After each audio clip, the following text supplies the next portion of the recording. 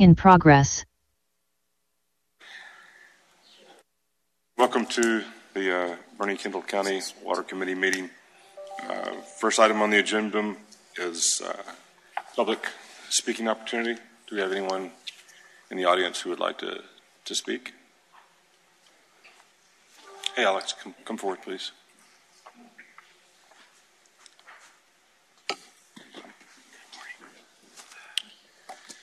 Good morning. I'm Alex Rudd, Kendall County. Thank you for your time. This is a complex topic. I'm going to move quickly. It's merely a brief overview of the research I've done. I've cited several articles, and I can forward these to you. They're quite lengthy, but I'll try to keep it short. Our water crisis is very real. We've seen this evidence, and we will continue to see it as this drought continues and the rain is more intermittent. We saw the well failures, our major rivers drying up, including the Guadalupe, and entire communities outside Kendall County became reliant completely on trucked-in water. I agree with the committee that planning is important, and of course, this should use conservation, reuse, and diversification of sources. We know, however, that all of these proposed solutions have issues and costs that need to be evaluated.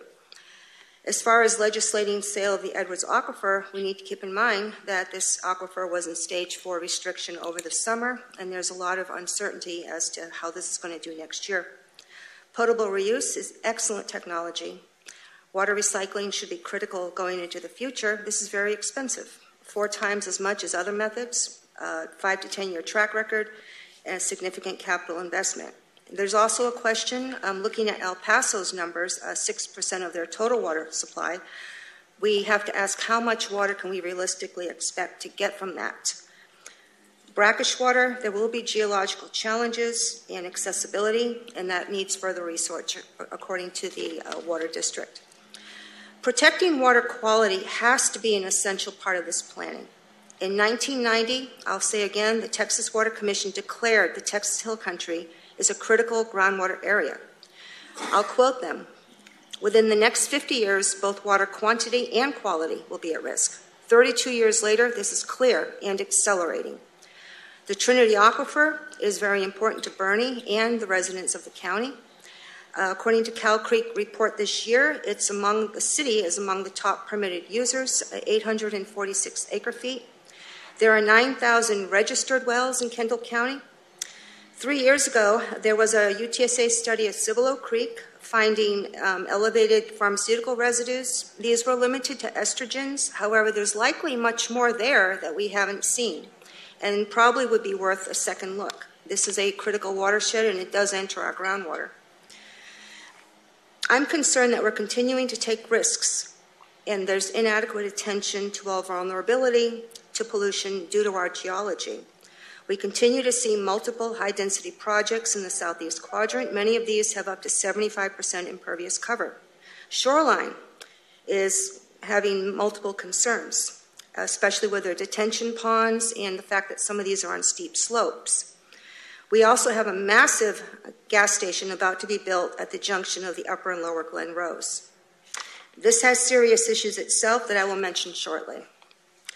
I want to briefly review 2 articles that I received from the American Chemical Society. There's also one from the Hydrology Journal. First, on the first article from ACS, it was an extensive study of urban stormwater contaminants to surface and groundwater. They studied 50 runoff events, 21 sites across the U.S., coordinated effort between the U.S. Geological Society and the EPA. This is one of the most comprehensive available studies on urban runoff and its pollution.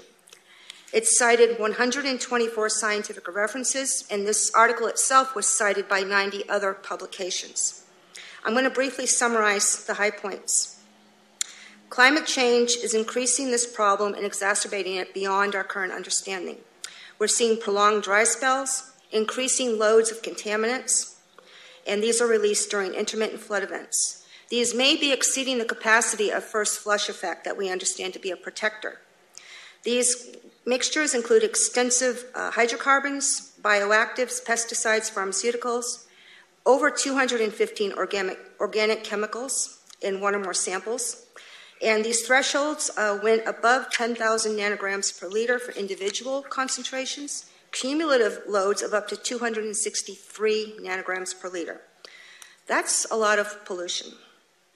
Also, even more critical, the potential effects of exposure, even intermittent exposure to these chemicals and their mixtures, break down products, and the synergistic effects that occur when these mix is not known. Much of this has not been studied. It's an area of emerging concern throughout the world.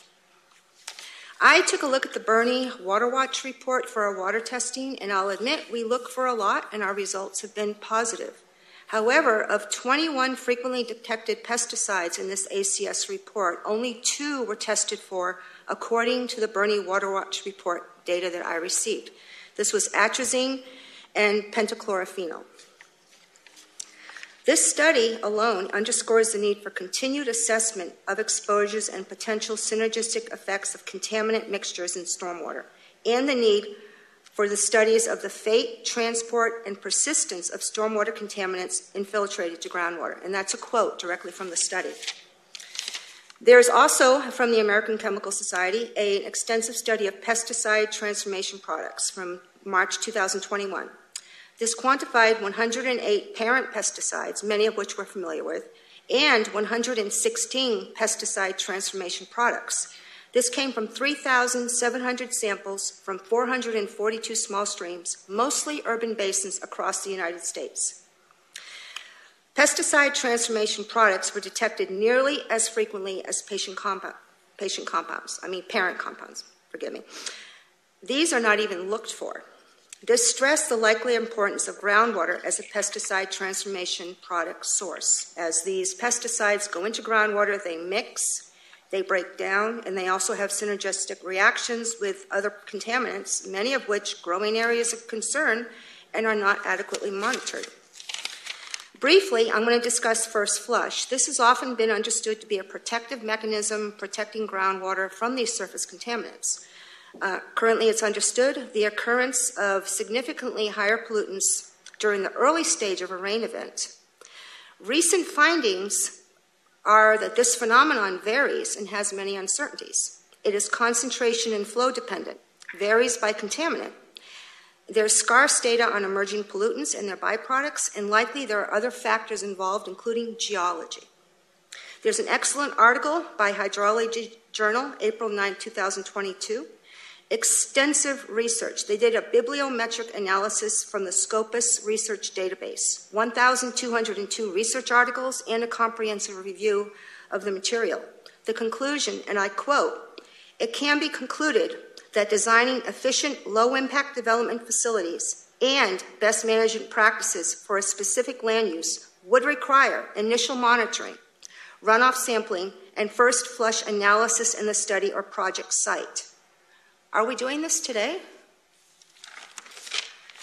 These are my recommendations that I believe should be included in the final report to the city. That we recognize the threats to our groundwater from surface pollutants are increasing due to climate change, prolonged dry spells, increasing loads of pollutants and flood events. We need to consider there are contaminants of emerging concern, their breakdown products, and of course the synergistic effects of multiple pollutants. Should we consider expanding our water testing to include sampling after flood events locally? Currently, according to the information I have and my understanding, is sampling is twice a year. We may not be capturing the flood events after rain. It doesn't rain very often in Bernie, and some of these tests are done in February and what I think are typically dry seasons. Shoreline development is a high-risk area. There are concerns about deficiencies with the detention ponds at this site. This area, I think, should be closely monitored. Buc-ee's is a problem. I actually communicated with Dr. Venny by email that now is the time to take action. We won't have this opportunity once this facility is built. We need to take every precaution, likely some are beyond the minimum regulations for Texas. His recommendations included a higher grade lining for their fuel storage tanks, a hazardous materials trap, highest quality stormwater detention with capacity to handle flood events and heavy rainfall, and most importantly, a contractually obligated maintenance of a detention filtration system. This is important because he said often these are used, but they're not maintained. Therefore, they become useless. Thank you. Thank you, Alex. Anyone else have comments? Yes, sir. Please come forward, Colin.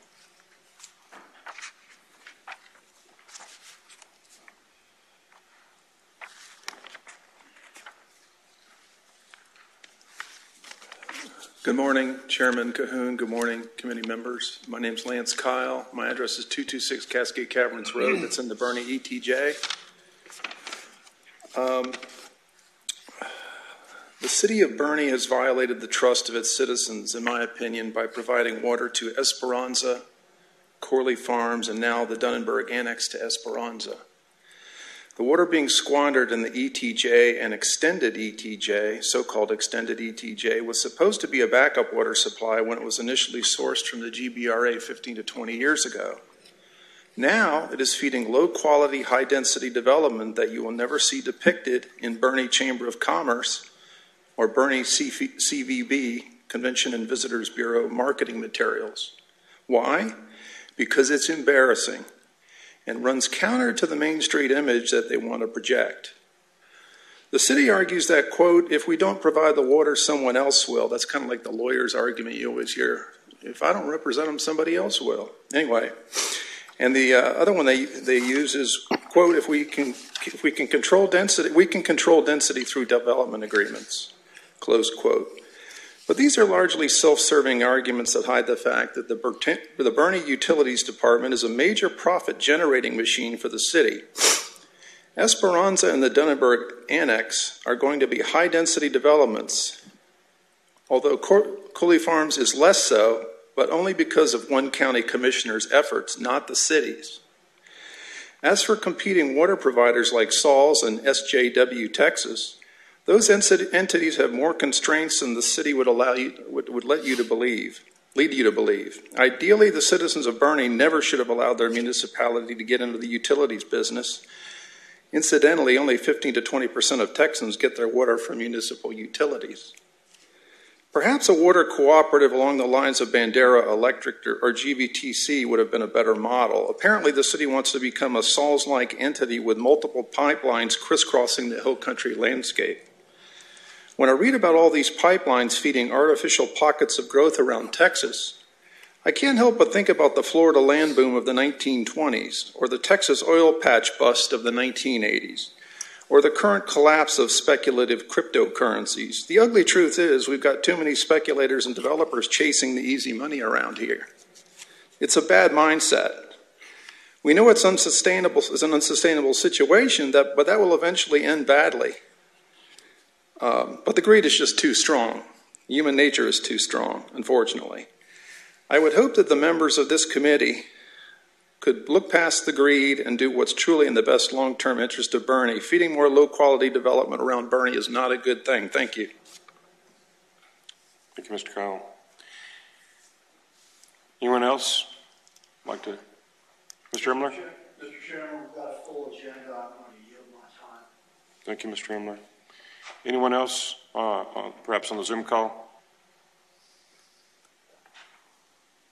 All right, seeing no one, we'll move on into the discussion items. In no particular order, the first item on the list is GBRA 2038 water. The purpose of our discussion today is to summarize the topics we've discussed before, make sure we're not missing any that should be addressed, and to flesh these out a bit so that we can put together something meaningful for City Council to consider. So we're heading towards the writing portion, or at least the initial writing portion of the supply side. So without further ado, let's jump in and talk a little bit about the GBRA 2038 water that we've discussed. Identify key pros, cons, and any other discussion you guys think is relevant. Now, I know Daryl couldn't be here today because it's his board meeting. And did he give you a chance to provide? He did. He provided detail to you. I know when I visited with him a week or so ago, he was going to try to do that. And I'm happy to share that. I thought I'd give everyone else a chance to share their ideas first, then wrap up with Daryl's. Well, I think Mr. Chairman, under pros, certainly we already have the transmission system and the capacity to integrate that water in via the Western Canyon pipeline. So absent something from the contrary from GBRA. I think in terms of opportunity, we evaluate opportunity for future supply. And let me preface all my comments by this. One of the things that I think that the committee needs to do, and as a matter of fact, the city needs to do, is that when they look at supply, they look at firm yield in a drought of record situation. We don't just simply look at, I know HDR's done some recent work for the city in this regard, looking at the sustainability of certain resources during a drought of record. And I think that ought to be the benchmark that we look at things. So, you know, groundwater, much less reliable, significantly less reliable during, particularly from the Trinity during a drought of record scenario. So I think that's something that we ought to look at. What's that firm yield? And I know John Kai has commented to the committee about that as well. And I think that's very sage wisdom. So any comments I make today, I want everybody to understand that that predicate, that preface is set in anything that I'm speaking to. Having said that, I think in terms of surface water supply or any additional water supply, availability from GBRA that can come through the Western Canyon Pipeline, the infrastructure is in place to do that. So in terms of capital costs, we don't necessarily have to build anything new. We may have to expand or add to some of the existing facilities, and there may be some ultimate planned maintenance and replacement that goes with those, but that's part of the ordinary operation of the utility, and Mike can correct me if I'm wrong in that regard. So I think that's should be a very high priority on our list in terms of the pros. Those are some of the pros. Now the cons of it, we're competing with a lot of folks for that water. In particular, you know, water that comes back that's unallocated that currently SAWS takes on a daily basis. So any of that water that comes back, we're competing with a lot of people for that. So it's going to be that we're going to have to pony up some money. The city's going to have to pony up some money to hold that water in reservation. And it's similar to the way they do their current allocation. So to me, those are the back row pros and cons of that. We can dive way down into the weeds if we want to on that, but from a business evaluation. I think GBRA said that all of their customers have already asked for all of that water. They're currently on that list. Yeah. We certainly have sent the same. We have sent the same letter to GBRA with the same request. So I would just add what Tommy said, that will be the most affordable supply of anything that's on this list that I can see for the future. So it's known. It has a date. It's coming. You know, so it has some certainty to it. And hopefully, we will get some push at the city level. Other than that, as you said, infrastructure's in place, billing's all in place.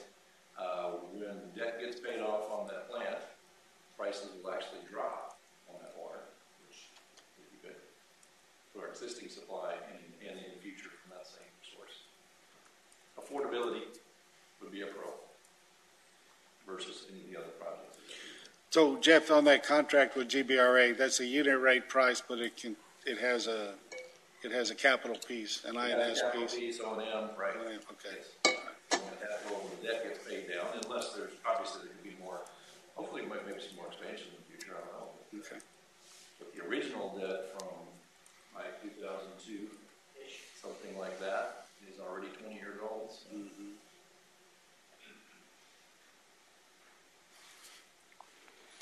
Other thoughts and comments? So I think it makes sense. I think it's great that the city has this. Going back even further, taking the big step back, you're talking about firm yield. I do still find myself asking the question, what are we solving for? You know, in terms of like, so for example, who was it?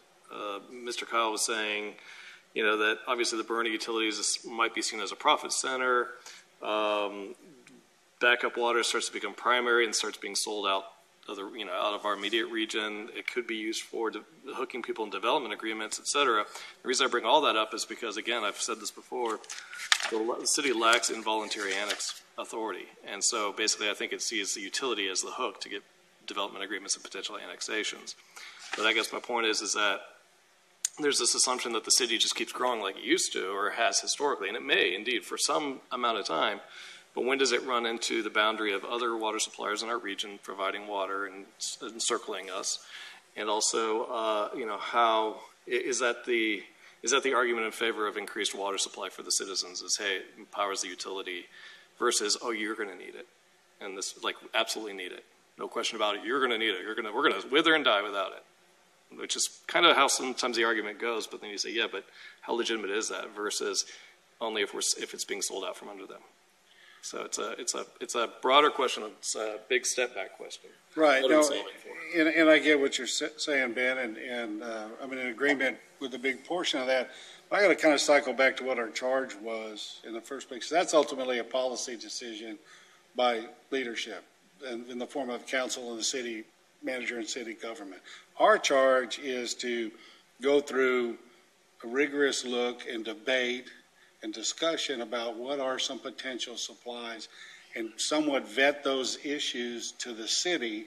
And we can add those, we can bolt on all these other concerns. That's all important. But the core of what we're supposed to be doing is vetting those supplies and having taken a long look at it, which we have taken a long look. I mean, we've been talking about this for a while. We have invested a lot of time in that. So I think those are ancillary and color comments that we add to that, that commentary.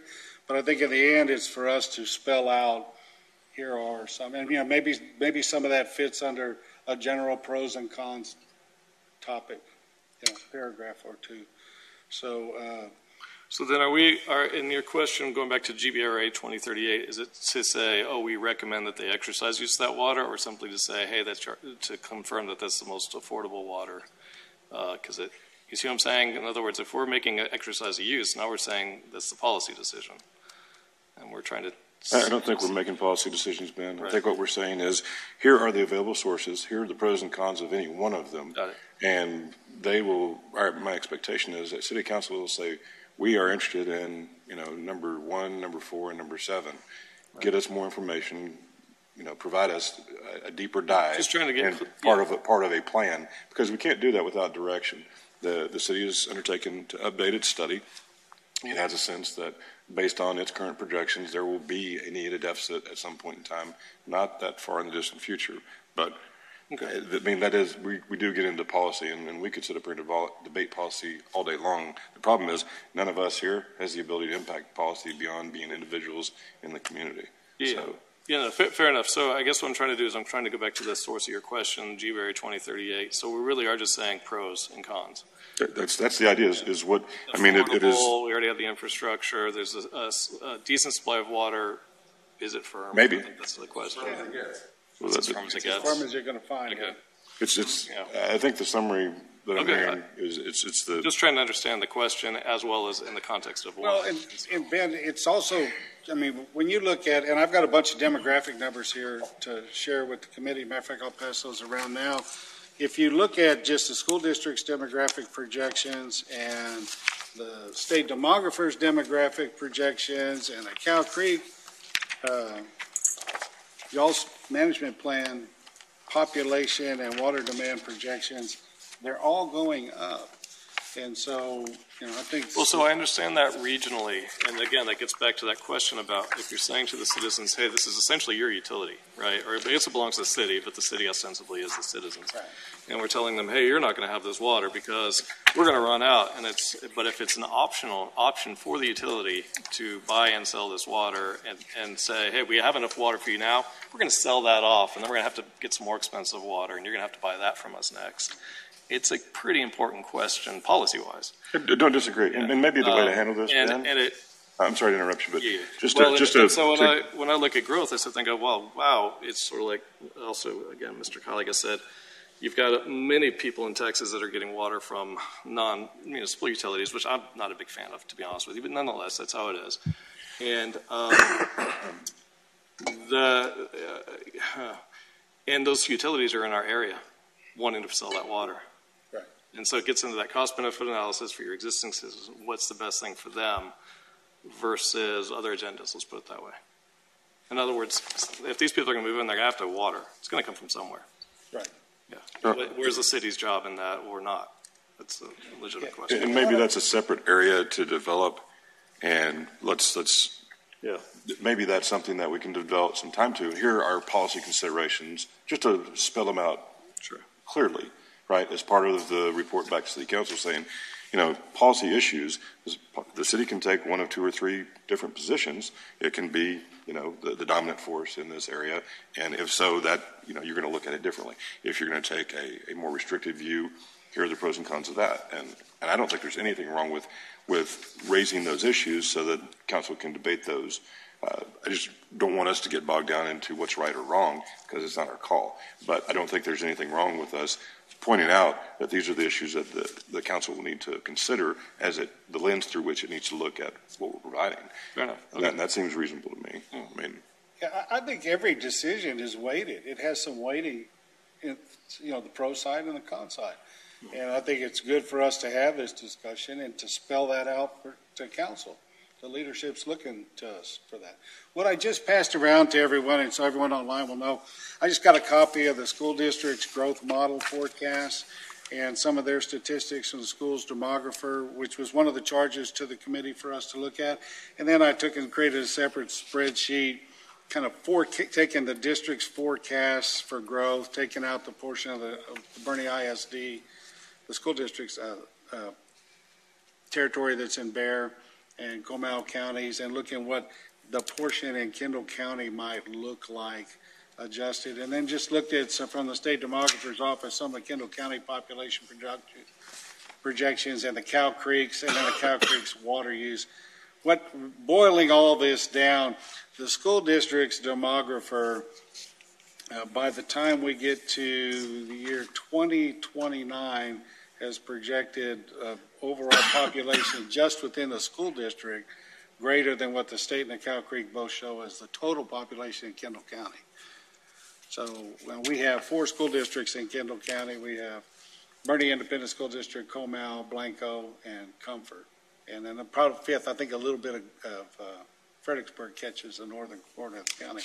So their rate of population growth is significantly greater than what is in the state water plan and what's in the Cow Creek's management plan and what the state demographers have. Now, how accurate are they? If you look, the school district's demographer missed the forecast of students this year by 200. They were 200. They lower. It's about 200.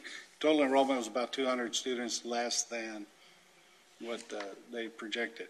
What they say is that they use a multiplier of 5. So whatever they project the student population to be times 5 is what they've seen statistically as the total population in the Bernie Independent School District. And that's tracked along. I spoke with one of the school board members. That is tracked very well over time. It gives them a high confidence interval. So what we see is in the BISD population area, which is where Bernie sits and which is the economic hub and center of both government and economy in Kendall County, we see a projected rate from the school district that's significant growth. By the year 2030, 60,000 people. That's 8 years from now, 9 years from now.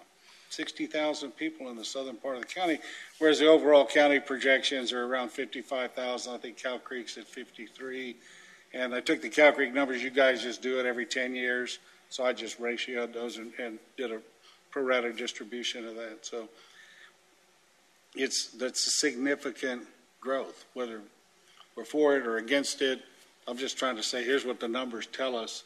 And I think part of our duty is how do we feed the thirst that the numbers project? What are our recommendations or options we're providing or data to council? I say they can answer that question with some numbers before them. So sorry for the long ramble there, but I know Tom had asked me at our last meeting, where's the numbers? And I'm like, I owe you the numbers. So I put that together for everyone to. Thank you, Tommy. That's instructive and helpful. Just a quick question. The population, the Kendall County versus the city of Bernie, where does the city of Bernie fit in this in terms of? I don't have the city broken out separately there. Yeah, but it's going to be a big percentage of it. And I honestly don't even know what the ratio is. I don't know what it is either, but that would be an interesting thing to know. You're showing what Kendall, 46,000, 43, and 22, 23, and the city is thinking they're at 21, 22. By when? About half. About half. Now that ratio may change. You know, I think this area of the Kendall County will continue to grow faster than the hinterland. But, so that percentage, if maybe it's 50% now, it could be 60% 10 years from now. And from the state water plan, which is way outdated, but it was, I think, 20,000 people in the city of Bernie by 2030, I think was the day. And I think that's outdated, but We've blown past that. yeah, I think we skipped right past that. way on the other side of that. So I didn't know how to, What was the number? I think 20,000 is what they had. Oh, yeah, no, we're, yeah. Yeah.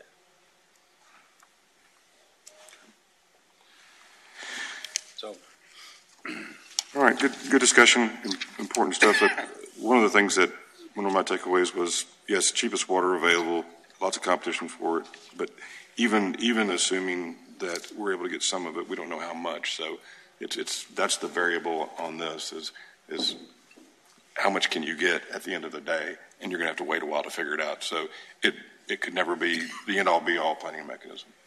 You know, Patrick, I would add on the pro side to that, it's of fairly known chemistry, the water, Water because chemistry. everyone's familiar with the byproducts of disinfection, if I said that right. So our system knows how to handle water in the range coming from Western Canyon and how to blend that with other sources. So that, I think that's a big pro right there, too.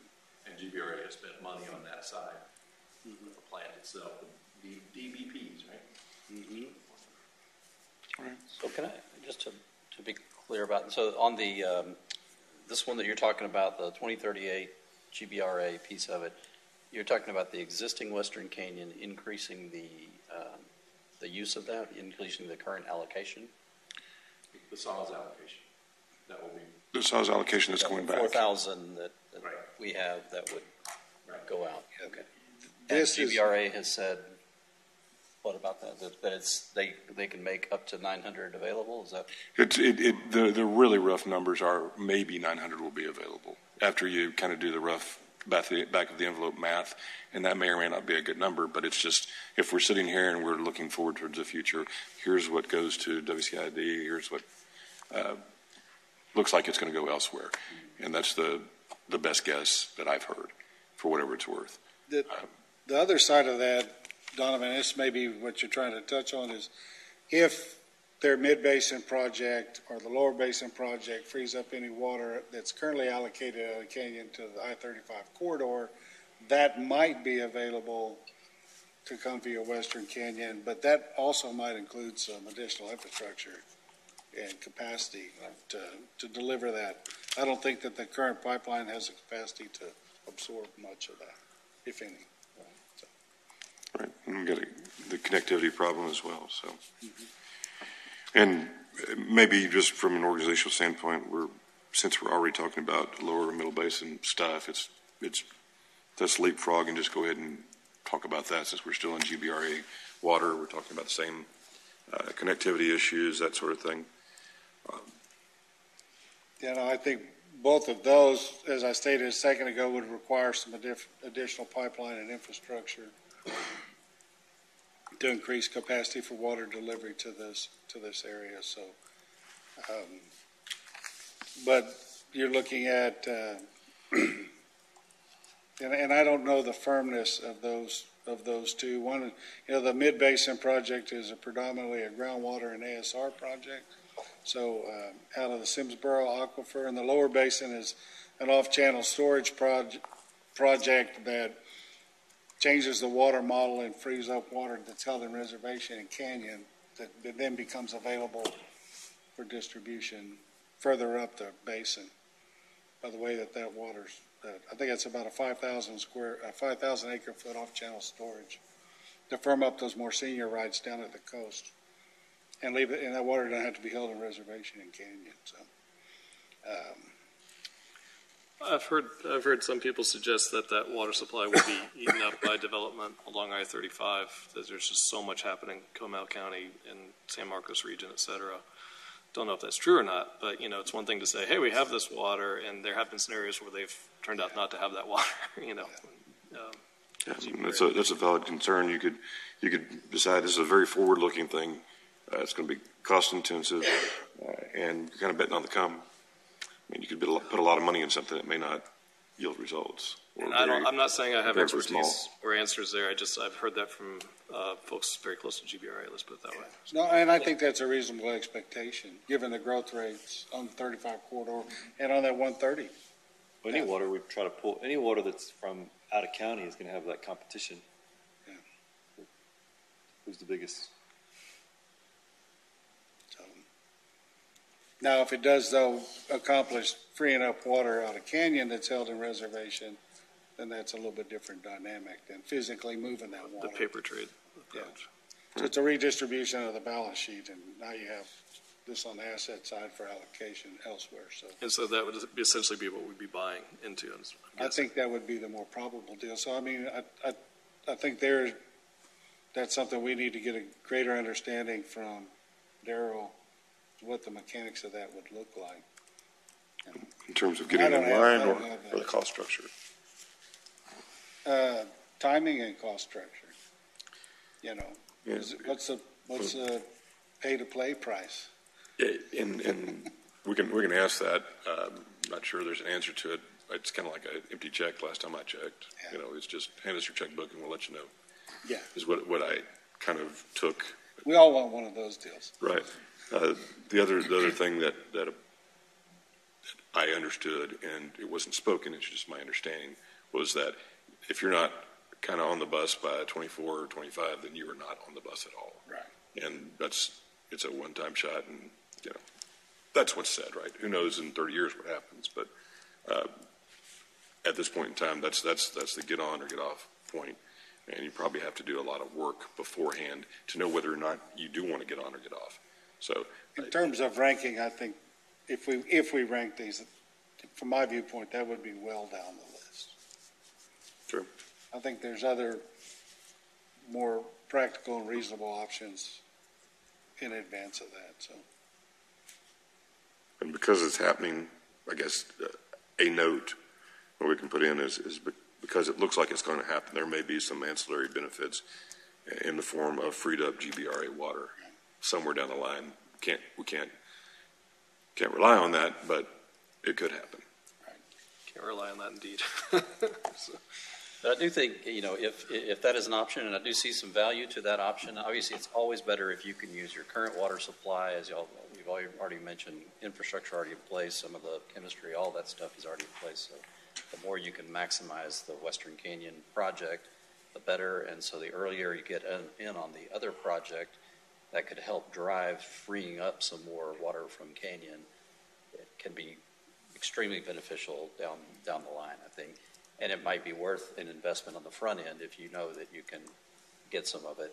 If you're having to build additional infrastructure from Gonzales, ultimately, which is where the water is coming from, you might get some benefits working with New Braunfels and some others, but see, it's a very costly option, and you need to go tomorrow morning. So I do see some very tough decisions for a city council to make if that's the option. Thought experiment, y'all. So I've heard a lot of people say, oh, look, the way we manage water in Texas, it's not sustainable. We're going to run out. We're going to have to run to desal. I've heard that from a lot of people, and they're not unsavvy. Okay, so I'm sitting there going, wow, first of all, that's jacked up. We could do better in management, I would argue, and might be thoughtful about the cost of water and how that impacts economies and quality of life and everything else. But if that is the case, is there an advantage to being part of a pipeline that heads closer to the coast? Right. I'm playing devil's advocate just for kicks. See what happens. It's a question, and you know, when you're talking about desal, I mean, I don't want to leapfrog, but it does foreshadow to the Trinity. We apparently have a pretty significant source beneath us. How accessible it is, what it costs to get there, the cost of desal, and all that stuff is a big question mark. But it's not like we don't have resources beneath us. It's just what it costs to turn them into drinkable, potable water. Yeah, if you're talking, and when you say desal, if you mean I meant coastal desal. that's. Yeah, you're talking about coastal, which is, I mean, Well, that's I'm also going to go out on a limb and say Bernie is not going to be able to do that. okay. Fair on their enough. own. I mean, that's cool. I'm good with that. I just You're a thought real risk I'd taker. experiment that one. Go for it, but as you've mentioned, and we say it all the time, we have oceans of brackish groundwater right under our feet, so you can access it. And I don't know the extent of the Trinity brackish. Obviously, we have a very good brackish project, and our long-term plans include extending that brackish project up to almost 100,000 acre feet, probably about 80,000 acre feet into the far-off future. So we have a significant amount of brackish, even just in our region. So What aquifer are y'all doing? Is that Edwards? it's in the Wilcox, What's in the Lower Wilcox? Wilcox. Okay. There is some Edwards. Obviously, you have a lot of political things you got to go through, Right. but there is some exploration of Edwards that could make sense as well. Yeah, okay. And ours, our brackish project is far southwest. It's literally on the corner of Wilson, Atascosa, and Bear. That literally crosses the county lines there. But we do have the pipelines that go all the way up to our Anderson pump station, which is 151 and I forget what cross street, but far west Bear County. It's getting up into this into this area. But so if you're going to explore brackish, I would say Yeah, coast no, I get you. I get Not you. anywhere I was close, just, but- it's just, it's that 100-year forecast. The membrane system? Membrane RO. system? RO, yeah. It's an RO system. What do y'all do with the decant water? We get about 90% efficiency, so the 10% we re-inject it. It's about a mile down, and that's a issue you have to work through, but you're going to have to I see. re-inject that water. So it's pretty brackish, but it's not even as brackish, or it's not as salty as the seawater as well. So, but we re-inject it back into a very salty portion down dip of the Edwards Aquifer. So we're moved on to that topic. well, I mean, we're straddling a couple of fences here. Let's try to put a bow on the lower middle basin stuff. I mean, it seems like, in summary, there's a short fuse. The dollars are unknown, but likely astronomical, and it's a long-term payout with a bit of uncertainty as to what you will get. Yeah. Even if you negotiate for X, you might get X less something.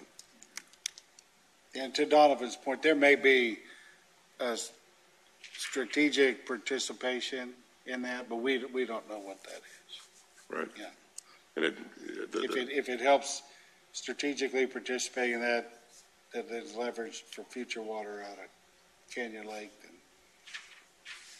that would, to me, would be the only real pro on that one. So we really need to see if GBRA or somebody else can provide some sort of a menu of pricing options and at least rough ballparks. Okay, you can play at this level or this level or this level to even be able to give City Council anything to think about. Because otherwise it's just, it's a blank check, for who knows what. That's a pretty hard thing to give any definition to. Yeah, there's water out there and somehow it's going to get here, and just give us your checkbook and we'll let you know, and we might collaborate with other people.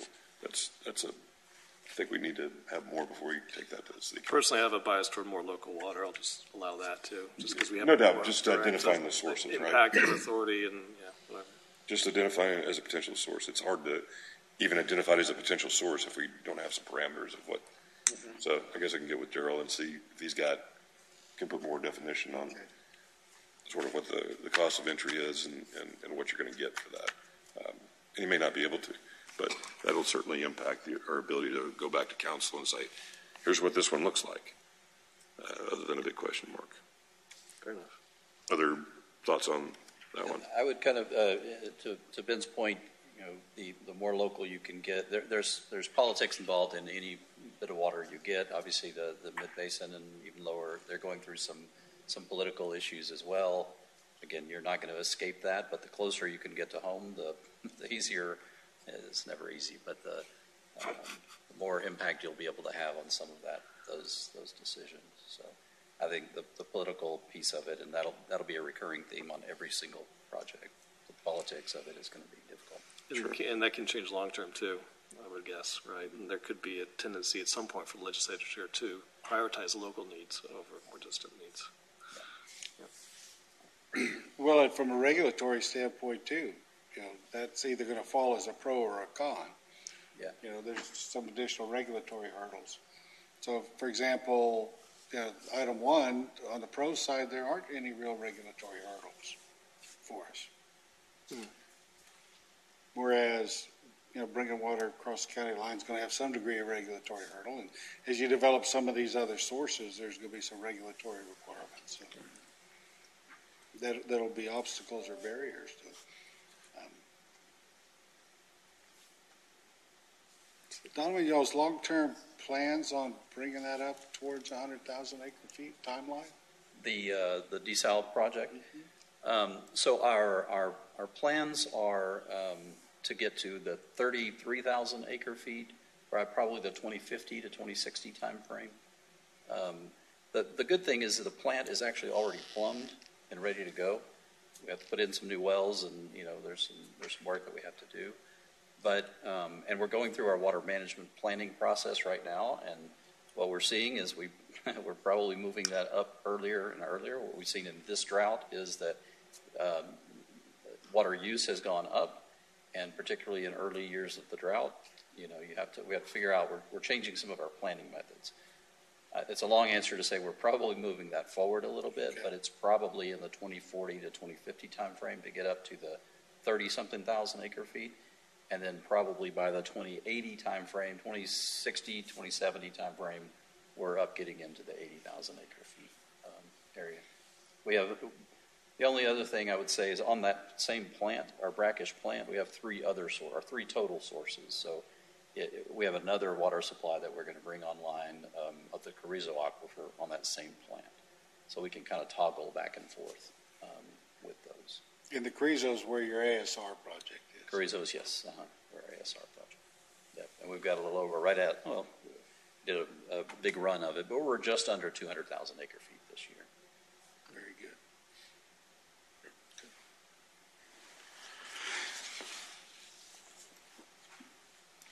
All right. We kind of skipped over it before, but SAWS as a potential option, whether it's desal or something else, as a wholesale water provider.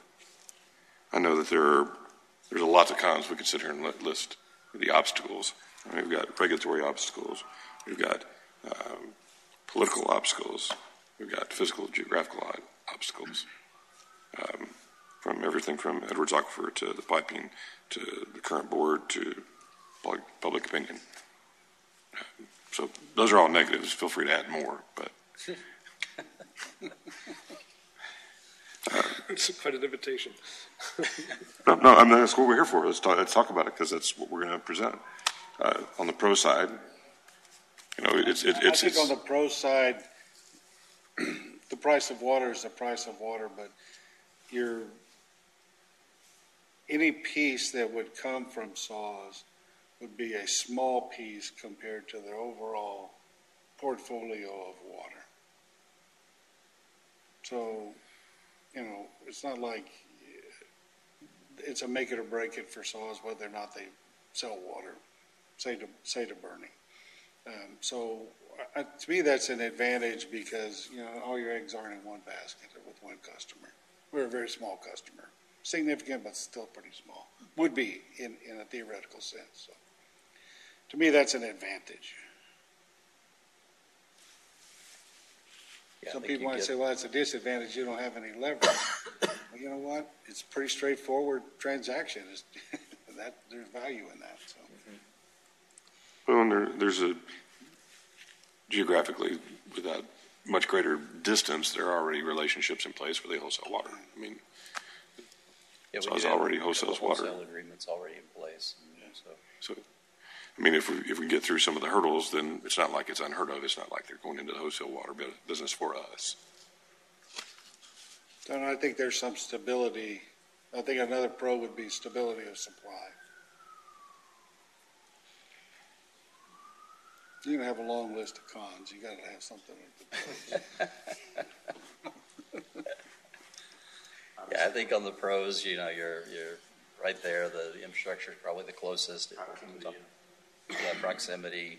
From a water utility perspective, kind of really what you're saying is we're making sure that we're planning for the worst of the droughts of record, and we have a very robust planning effort which can benefit. I think that's what you're saying is you get the benefit of that, the economies of scale for bigger water.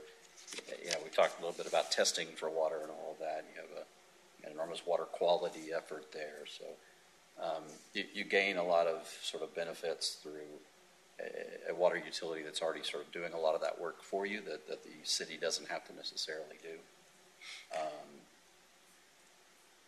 And so I think, we're neighbors, and I think that, I think all that works. In terms of quantity, there's a lot more potential quantity there than the city forecasts having a need for. I mean, that's a positive. If you're talking about you're in a real bind, something happens and GBRA goes offline, then having that interconnectivity would be the difference between making it and not making it. Yeah. And SAWS has the ability to pump that water. So I'm kind of curious because it feels like SAWS wants to grow up this way, and at the same time I see so much other growth elsewhere. Are you guys not providing to other communities all throughout the region, or in the Edwards Aquifer region, or? Well, let me we're not wanting to grow up this way. Our city is growing like crazy saws, and it kind of goes into this discussion, but we have that discussion with our board a lot, which is that the city, we're sort of separate from the city. We're owned by the city, but we have our own board, and we have to struggle between what the city is allowing for growth versus what our board wants to do. We don't control growth. We don't push for growth or deny. We serve the city, and so the growth that's happening has nothing to do with SAWS, and we're not trying to expand by any means. We do have other agreements with other utilities, southeast side with Elmendorf, East Central, and the Oaks. We've talked about some of that. And then we've talked about shorter term agreements or other agreements from the Vista Ridge pipeline that's right along the way. But so I guess I would not characterize it as we're wanting to grow out this way or anything. That's another pro, though, is that they're similarly structured to the city of Bernie. It's a municipal water supply. We would say the same thing. We've never attempted to grow for the sake of growth. We try to address what comes our way. But yeah, that's not it comes a goal ever. So.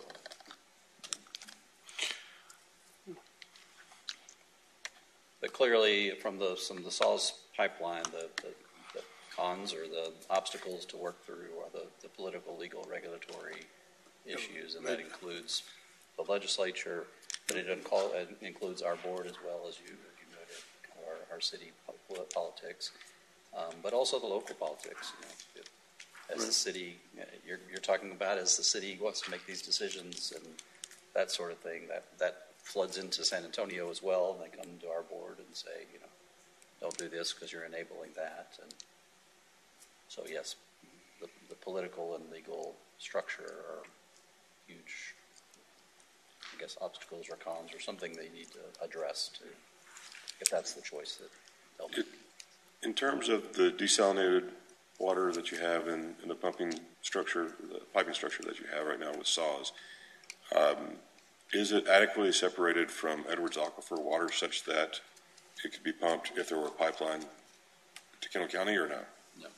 So it's not segregated? No, and that would be another sort of con, is that most of our water supplies, again, we have 15 different water projects, 9 different sources, but we don't say this source can only serve this area or that source can only serve this area, except for in this particular legal scenario, we can't serve a particular source over in this area. But our system is based off of pressure zones and whatever source comes into that area, and as long as we have backups into those areas.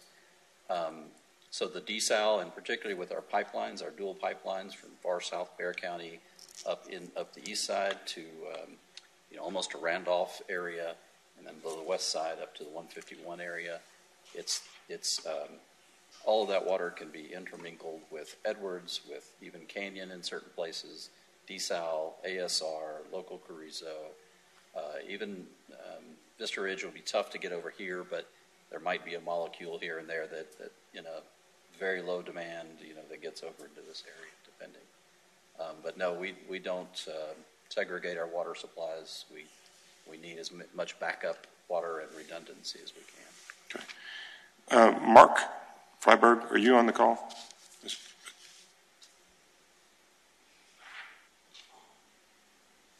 Just as I thought. It looks like you turned off mute.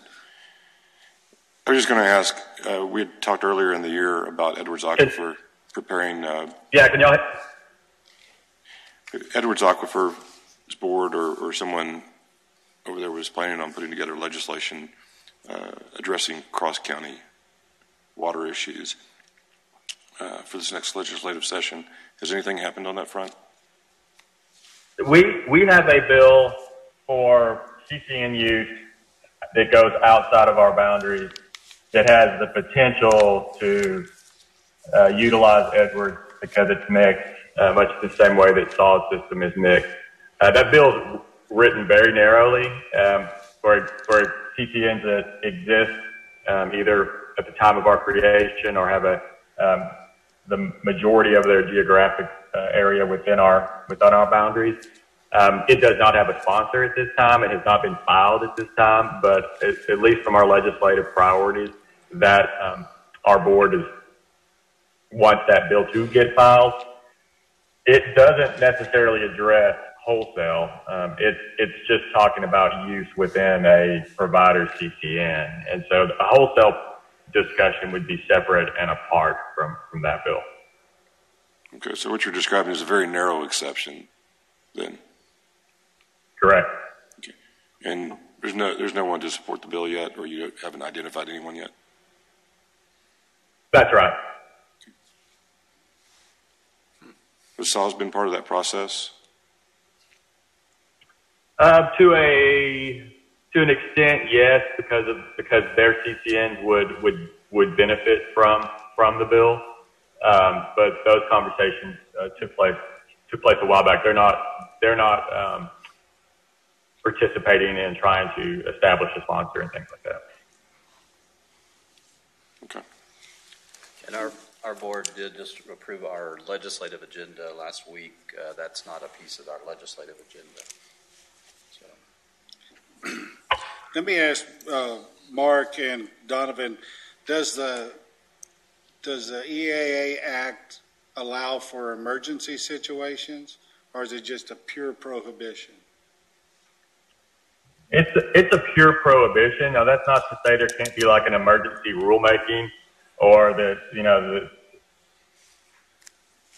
that there's the ability in a true emergency to allow use. I mean, I can't imagine a scenario where there's a true emergency that someone's going to come out and create a barrier.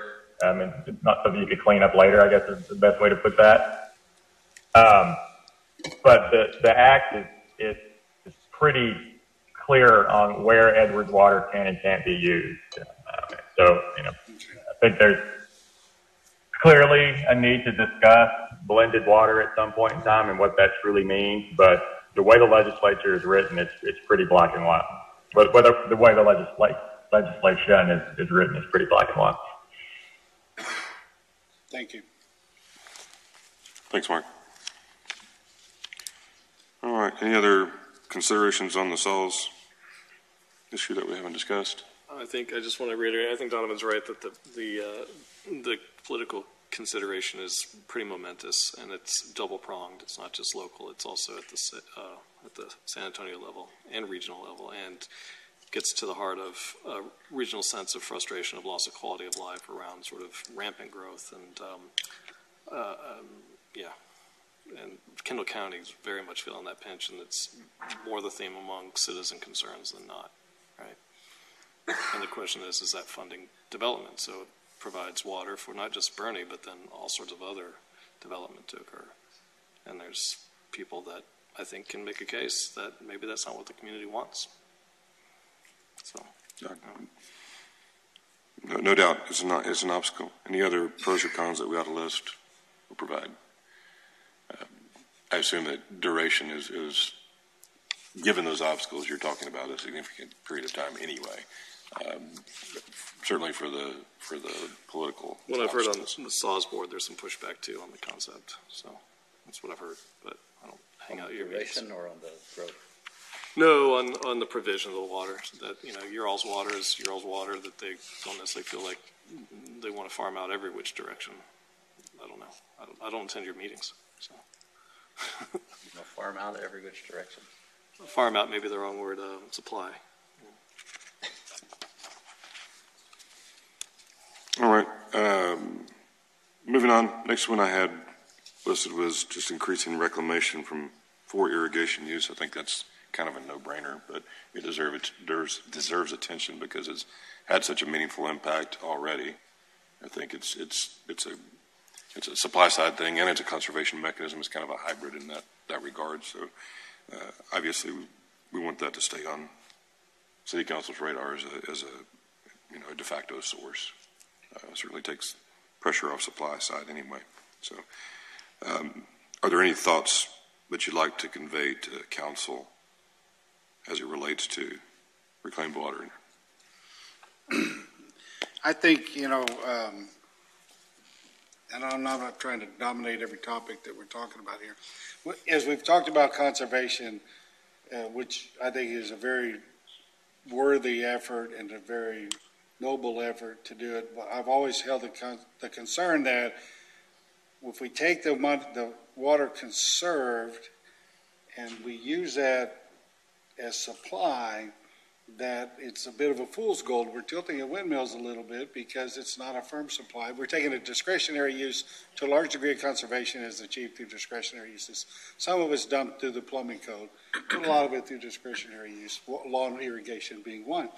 And so I think if you do that conservation, you do it for conservation reasons, and you allow the normal enjoyment of the nature and everybody else for that water, but you don't allocate it as supply. Because during times of drought, you can't cut it back if you've taken it to basic uses.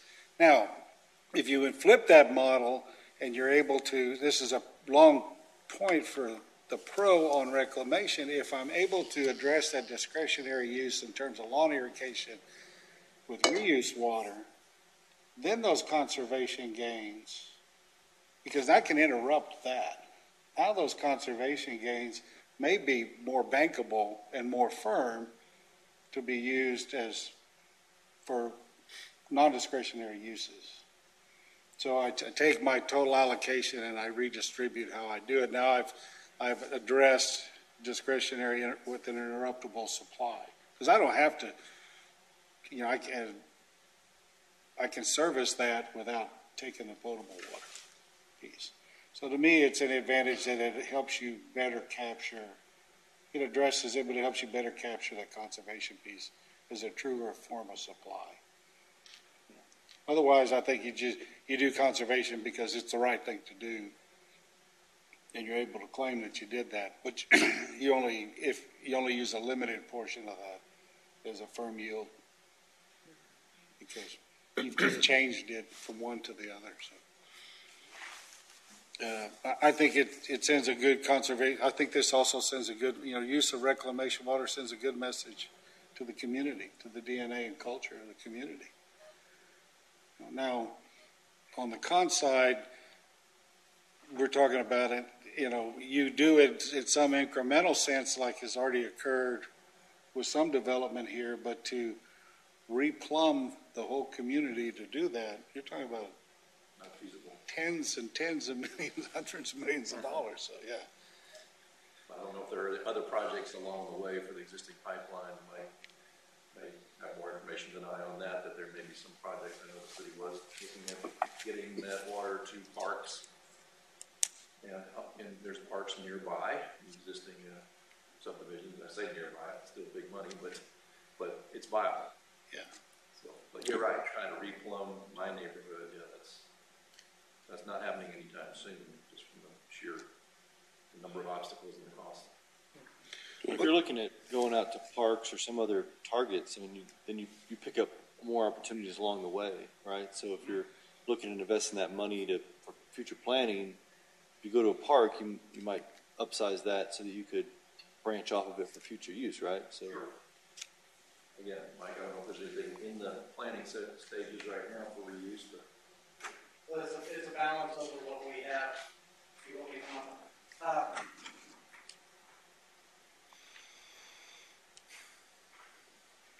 So there's a balance of what we have available versus what we have allocated. And so we do have a customer base. One of the big benefits of some of the new development is to create that reclaimed water utility. It wouldn't have been feasible without it.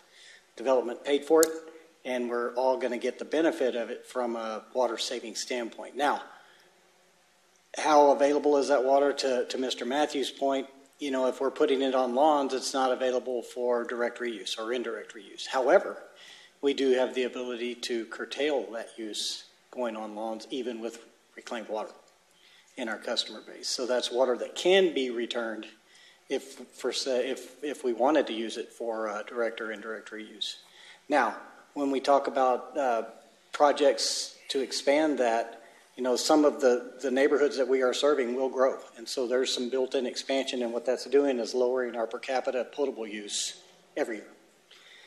And, you know, to the tune of millions and millions of dollars. The most recently conducted studies showed that we would already be short of potable water if we had the same number of customers that were using potable water for irrigation instead of reclaimed water for irrigation. And so that demand will continue to grow along with the supply, because it's feeding itself to some extent as well as other areas.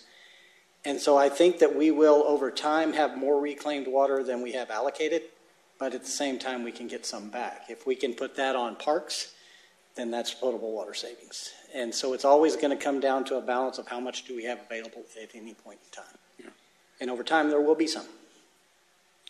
And I guess it's a lot of it is development driven, because of the dollars and cents. We're not going to go back and replumb existing housing absent a real cost benefit analysis. Well, right? I would say it's possible to do it. And, you know, if you're talking about having potable water cost $10 a thousand instead of $3 a thousand, then some of that stuff starts to become more affordable. But the real question is, do we have enough water right now to go and replumb every house in town? And the answer is no. Right. There's a supply issue on that as well. There's a supply issue. So it is a quantifiable supply. And so can we completely utilize it from a standpoint of reclaimed irrigation on lawns? Yes. And it becomes a dollars and cents issue. The question is, how much of that is smart to do? How much?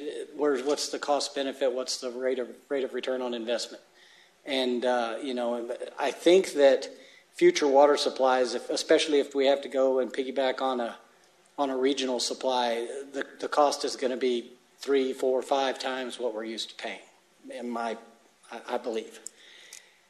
And so for that cost, you can pay for a lot, or you can, and as you pay for a lot, then your rates go up, and as your rates go up, perhaps people use less, and then that feeds the conservation end of things, and so, you know, people will put less on their lawns inherently if they're having to pay 5 times as much for the water.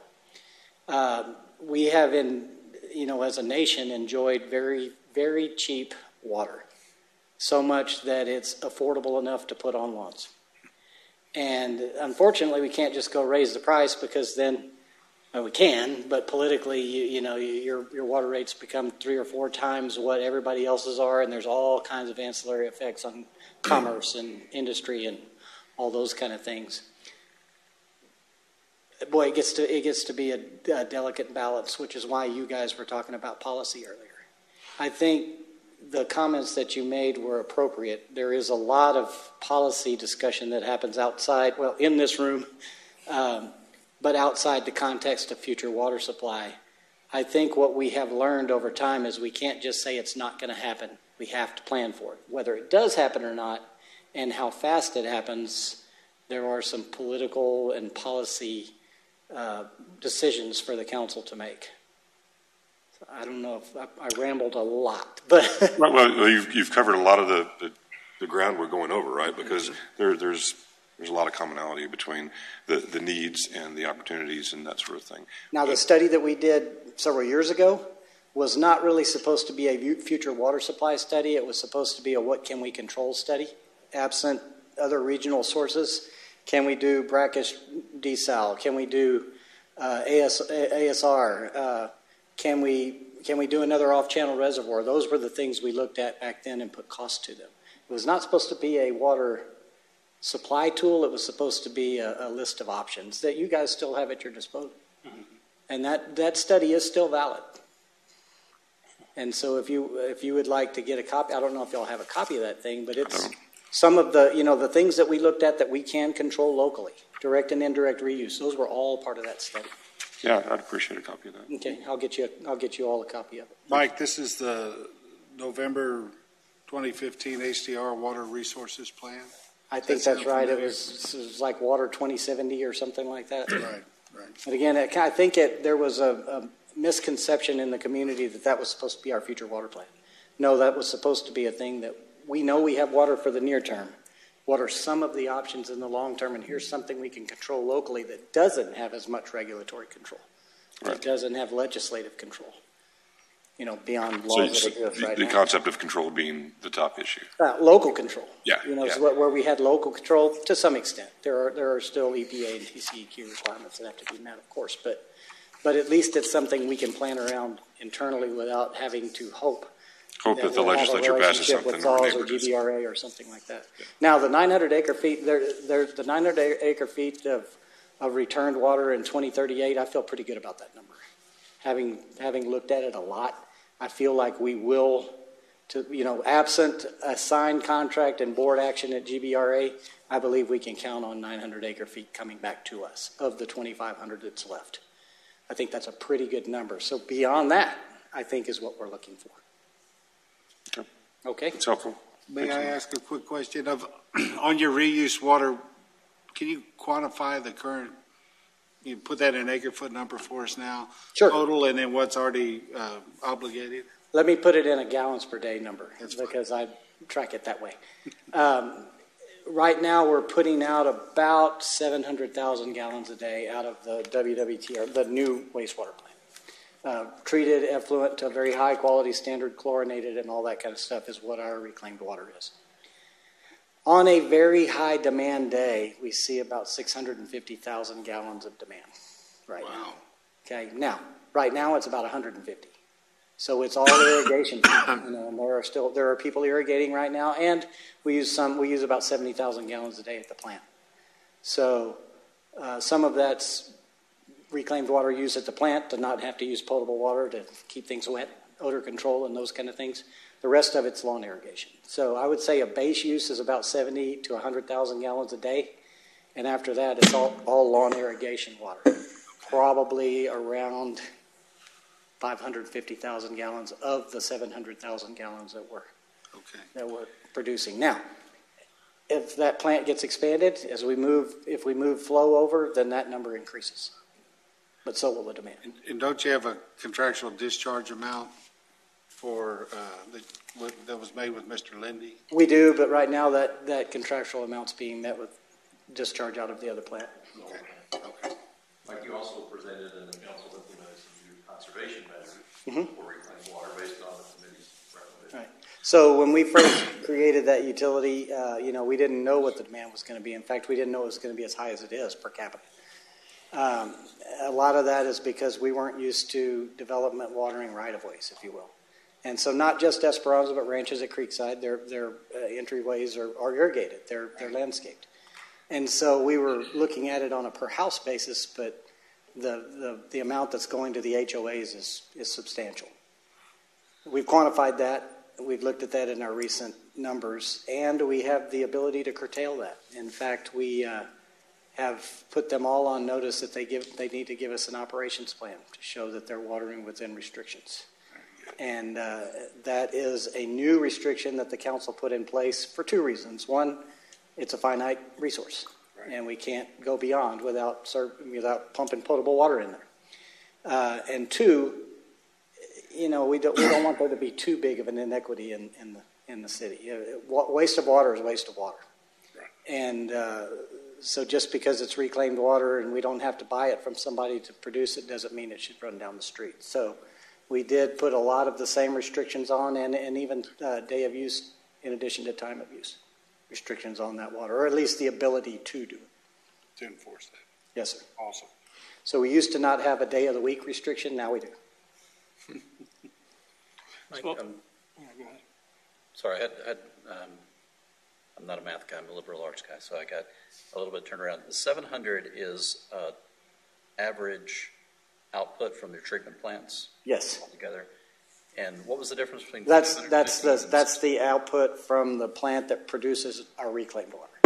Sorry, yeah. we have another plant that's putting out about 600,000. Yeah, and you directly don't to the recycle creek system on that, but okay, 7 and then what was the 550 and what was the 550 is our reclaimed demand.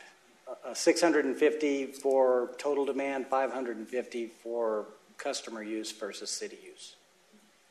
I see. So we are using reclaimed water for odor control at the plant, for process control and things like that. So we do use a significant amount inside the plant grounds every day. Okay, that wasn't so the availability, if you're talking about a long-term supply or reduction, not supply, but a reduction in demand, really, ultimately, it kind of goes into the same bucket as conservation.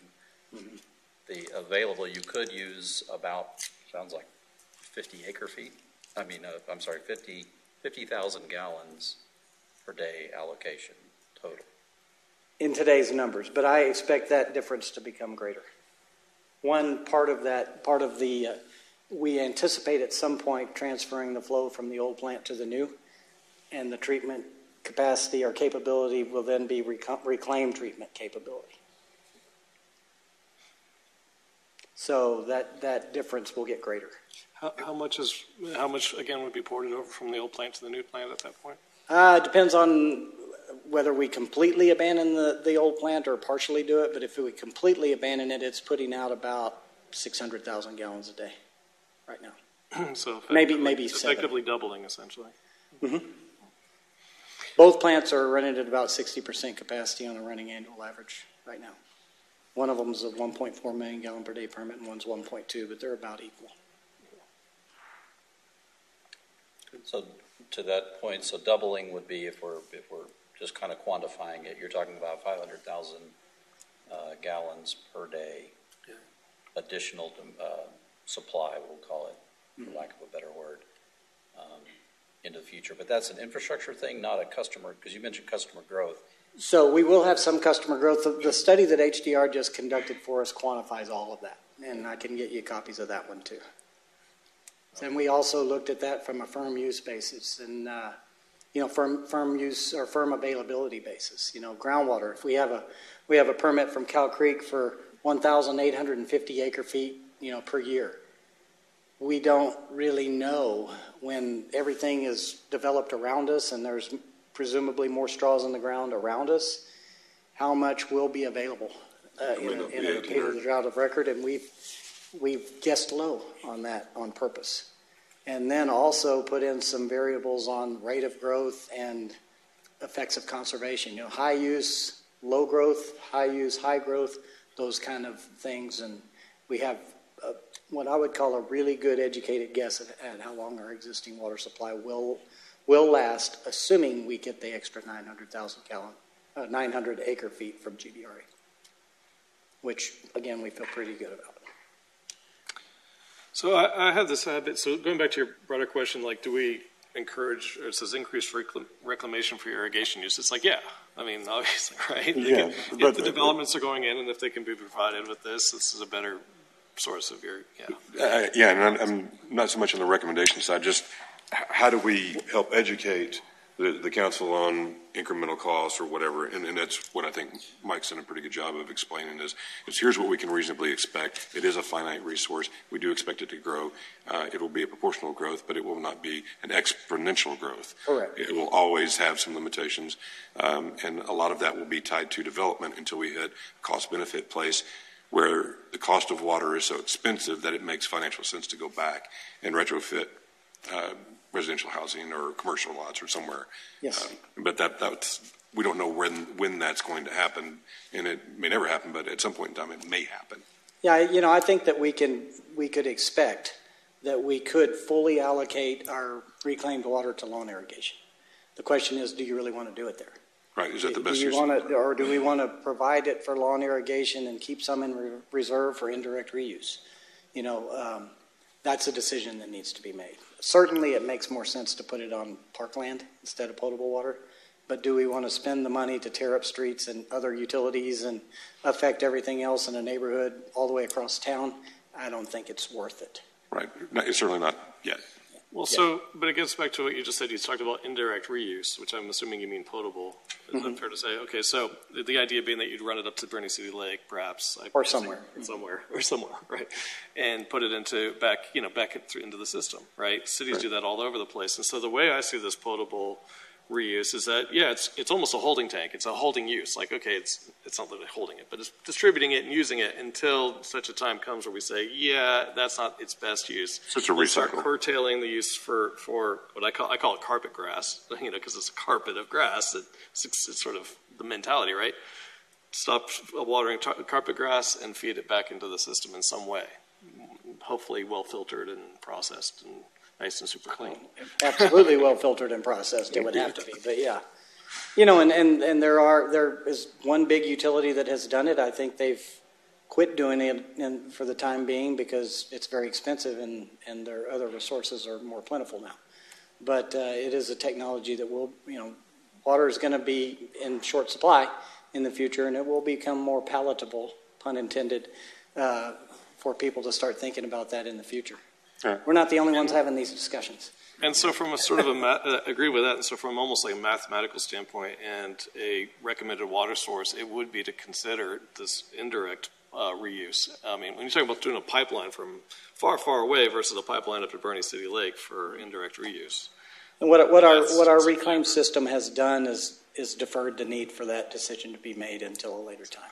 We've lowered our potable water demand significantly and delayed the need for that decision to be made until maybe it's a little more widely accepted. Yeah, and I think part of what obvious, maybe it's not obvious, but it seems relatively obvious that direct potable reuse is a viable potential alternative, but it's at a price point, right? Because it's water you already have. It's just what does it cost to recondition it and put it back into the system. Financial and political price, yes. Yeah. The political. A lot of education. To your point, the political is going to take place. El Paso's already putting it online, which All Falls has done it. People will warm to it conceptually. Culturally, it will become accepted. But it won't become accepted any more soon than it will become affordable. So there's a timeline for both. Mm-hmm. And so probably the best we can do is help identify what some of those cost factors are. And El Paso provided some basic numbers that they had. I don't know if you've had any thought about. I'll give you our 2015 plan. It's got numbers in it. Yeah, that would be helpful. I mean, of course, it'd be great to take that and put and somehow list these other cost comparisons in there somehow. Now the numbers are 7 years old, right? But from and El Paso's are going to be different. The economies of scale are different, right? But the idea is that it's big, right? But we can hope that economies of scale, cost of technology should decrease as time marches forward, right? Most things technologically should get less expensive. Well, even if it doesn't get less expensive, the average cost of water goes up and it becomes inherently more competitive. So, I mean, we're not going to know with any certainty, but the idea is to give it's really more of a, from my standpoint, a comparison, comparing this to that. Okay, here's roughly what we think this cost on a acre foot basis or compared to this. So you can prioritize from a financial standpoint. Okay, that's one criteria. It's not the only criteria, but it's a criteria. Because you can have the cheapest water in the world, but if politically you can't get it, it doesn't make any difference. Mm-hmm. Right? So it's just one of the factors to consider. So as a municipally owned utility, basically we spend everything we make. We're not lining. Lining is the wrong word. We don't answer to investors, and we don't have investor interests. And so, what we typically have done is try to control costs to the benefit of the ratepayers in the terms of the lowest rates available, just like SAWS and other area utilities. We will never be a quote-unquote profit center. The utilities do pay back into the general fund in terms of street rental and those kind of things. But it's not, it's not what a lot of people think it is in terms of the overall city budget. We will always be cost-driven when it comes to rates. And so the only way to keep rates low is to keep costs low. And over time, those costs will increase, and therefore rates will increase. The question is, what's the right way to do it? The balance of viability of supply versus cost in terms of rate control. And our rates are governed by the UC and so service, that sort of thing. Yeah, so that's what I was going to ask, and maybe that's it. But in other words, in terms of the city being able to say get a return on investment from selling water, is that capped as far as what they can generate? Yeah. I'll tell you my personal perspective. And council's never looked at selling excess water. Yeah. We're looking for water, not trying to figure out where to sell it. And so, do I think that we'll ever be in a position where we have found so much cheap water that we'll be able to sell it to other people that didn't plan? I doubt it. I think that we will prudently decide what we're willing to pay for to make sure our needs are covered. I don't see us having an excess to sell. Well, it's just not the way. It's interesting because that's what I'm bringing up is that, it becomes that bargain about do we need to acquire a whole lot more water to sell for development agreements or for, or to generate income that could then offset cost of services. But it sounds like that would be hamstrung by the PUC. Well, the development agreements, there's only so much land to develop. And the development agreements, we've got a reasonable amount of development agreements, if you will, factored in. Because we do forecast growth beyond what we have in planting stages right now. You and I spoke about that. And so we plan on growing beyond what we have allocated right now. Population beyond what full build out of everything being developed right now will be. And that's what gives us the freedom to exercise some development agreements. And the policymakers have to look at, the effects of traffic and water availability and, all the things that they have to look at to use the tools we can to try to manage growth in the best way we can, given the laws that we have at the state level. All right. We've recently hit brackish and direct potable reuse, so we're going to get tight on time. We've got a half hour left to cover these. Well, and also just to be clear, we were talking about indirect potable reuse, which is where you basically put effluent back into a reservoir. And I'm not saying it's a great idea. I don't like the idea of super polishing it myself, but like DPR almost. But the point is that also in some circumstances that becomes viable. Emergency reuse, whatever. Sure. And that ties to ASR used to work there, used to above ground, and then you've got the state issue. So the idea is let's identify, the pros and cons of each one of these so that we can, put them in a format that council can digest and use and direct us with. I think our 2015 report will help you a lot. A lot of that's already written out. It's well elucidated in there. Well, good. It'll save me a lot of time. I know you're trying to move on to the next, but on the recycle, on the reuse water, again, you can do the store it either in the aquifer or some other storage for use for later date. But if we're going direct, definitely irrigation. The challenge with that is that you're taxing your system on those high days, as he pointed out. It's either anywhere from 50,000 gallons to 600-something thousand gallons, but. So a huge infrastructure thing there. But if we're running it directly into buildings, and we're looking at that as well, so the direct potable, I know some people are doing that. A lot of times what you'll have to do is have a backup potable supply. So you may end up having sort of double the need. You have to have infrastructure and water so that when that recycled water it goes down for some reason, you've got to backfill it with a source. If people, using it for toilets and those sorts of things, you can't leave it without. Right. Irrigation, you can leave somebody without water for a day or so. But if we're talking about indoor plumbing, you're going to have probably a backup dual system, backup water supply. There's some additional backflow requirements, that go along with it. But So I like that you're bringing that up because that's the point. Is that instead of just thinking about it as irrigation water, we could encourage dual plumbed neighborhoods where they're using effluent to flush their toilet rather than just to water their yards, as an example, or for their washing machines, really. I mean, I think, but yeah. But you're sort of increasing, when you're on paper, you're increasing your water needs by doing that. Right. Because you've got to have an additional backup water. Wouldn't that offset other potable use, though, and then that's a more efficient use of that reuse water? I mean, my question goes back to Mike, is we've got a very limited supply, is what I hear you telling me, is that we probably never get to plumbing houses with it if it's going to be used for irrigation. Well, that's what I'm saying, is irrigation its best use. A homeowner has that option right now. Gray water in your household does not have to go to the sewer. It can go on the ground. You could use it for other uses. A homeowner could plumb their washing machine discharge to use for toilet flushing. I think the code would allow that. Mm-hmm. It gets into cost of construction of the home. So it all goes back to cost. Plus, they have to maintain that system, and they're used to being able to turn on the faucet and have it come. So the question is, where's the best place to use it? I think that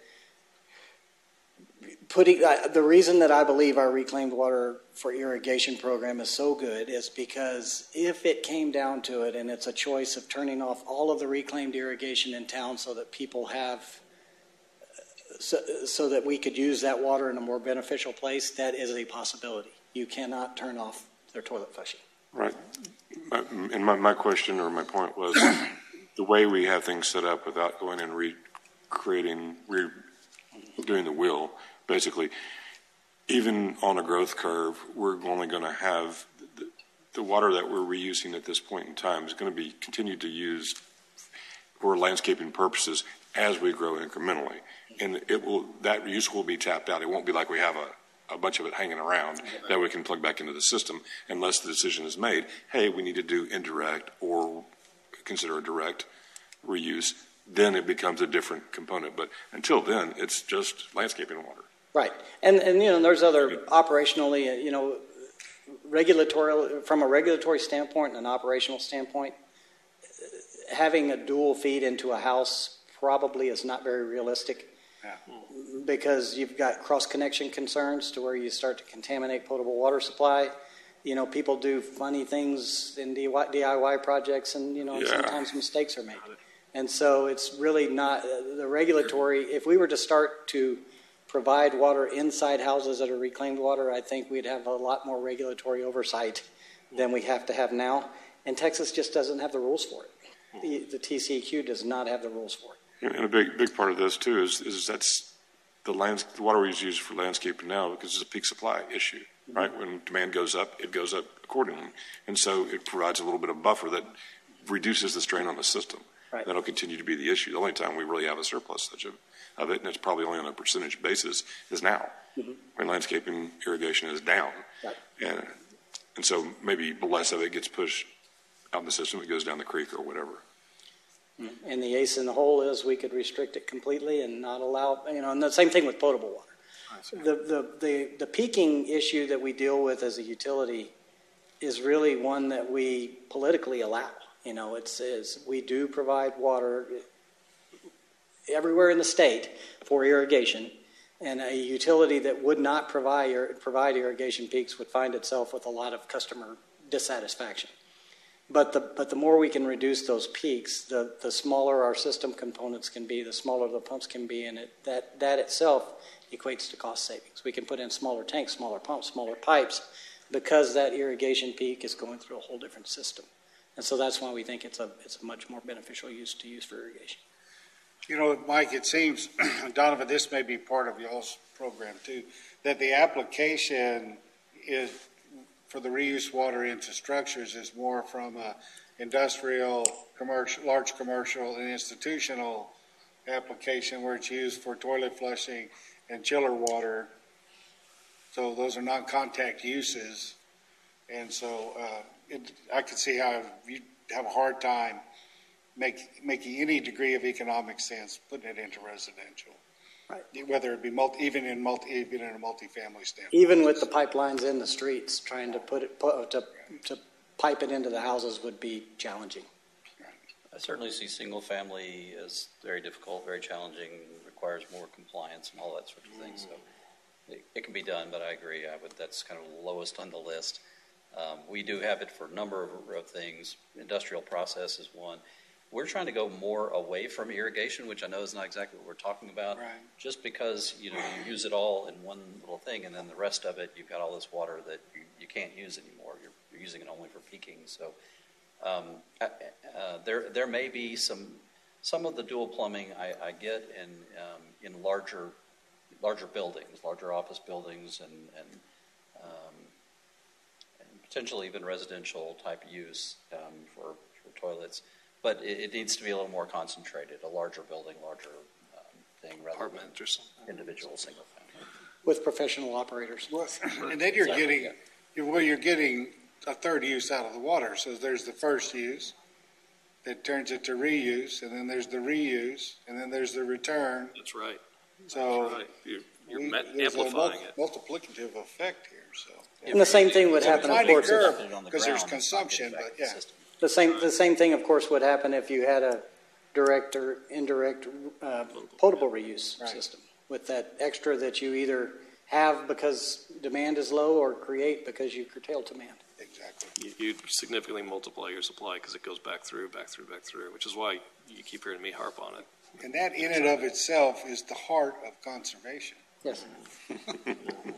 And water cannot be created. And I will wave that flag all day long. There you go.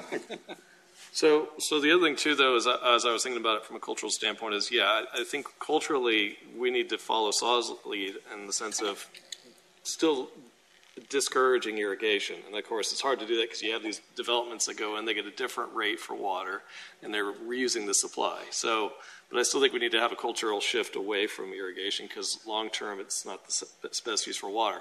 But the other issue I'm seeing is that if you're not on the reuse side of this equation, you're on potable irrigation.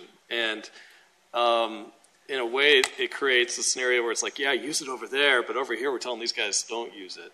And The haves and the have-nots. the haves and the have-nots. And at the same time, though, that might make sense to some degree. Just like we just shouldn't be wasting potable water. So Well, and that's the crux of it. And one of the reasons that the council wanted to have the tool available, the arrow in their quiver, if you will, to curtail reclaimed uses, because when it's time to curtail use, it's time to curtail use for everybody. Is the way they looked at it. Now, in one respect, we're depressurizing the potable system if we don't have enough water. In the other respect, it's just making things equitable. At the same time, development did pay for a system completely. And, is it fair to completely deprive the people that are paying for that system from using it? So. Well, I mean, I'm not going to get into that realm. I guess my point is that, you could be up on the upper side of the watershed, so to speak, and be like, feeling. I guess my point is it's all about And perspective. you go down right? over here and you see. When we're looking at it just wastewater. from a water supply standpoint, which I think is y'all's charge, is you're looking at it at supply versus demand. Right. And, there's a lot of other perspective that the policymakers have to keep in mind. Yeah, I've got a lot of things to juggle Sure. to make a decision. I'll quit But- talking, y'all are short of time. I appreciate what you brought to us, though. All right. Direct potable reuse, just in summary, high cost, cultural issues, that sort of thing, but it is local.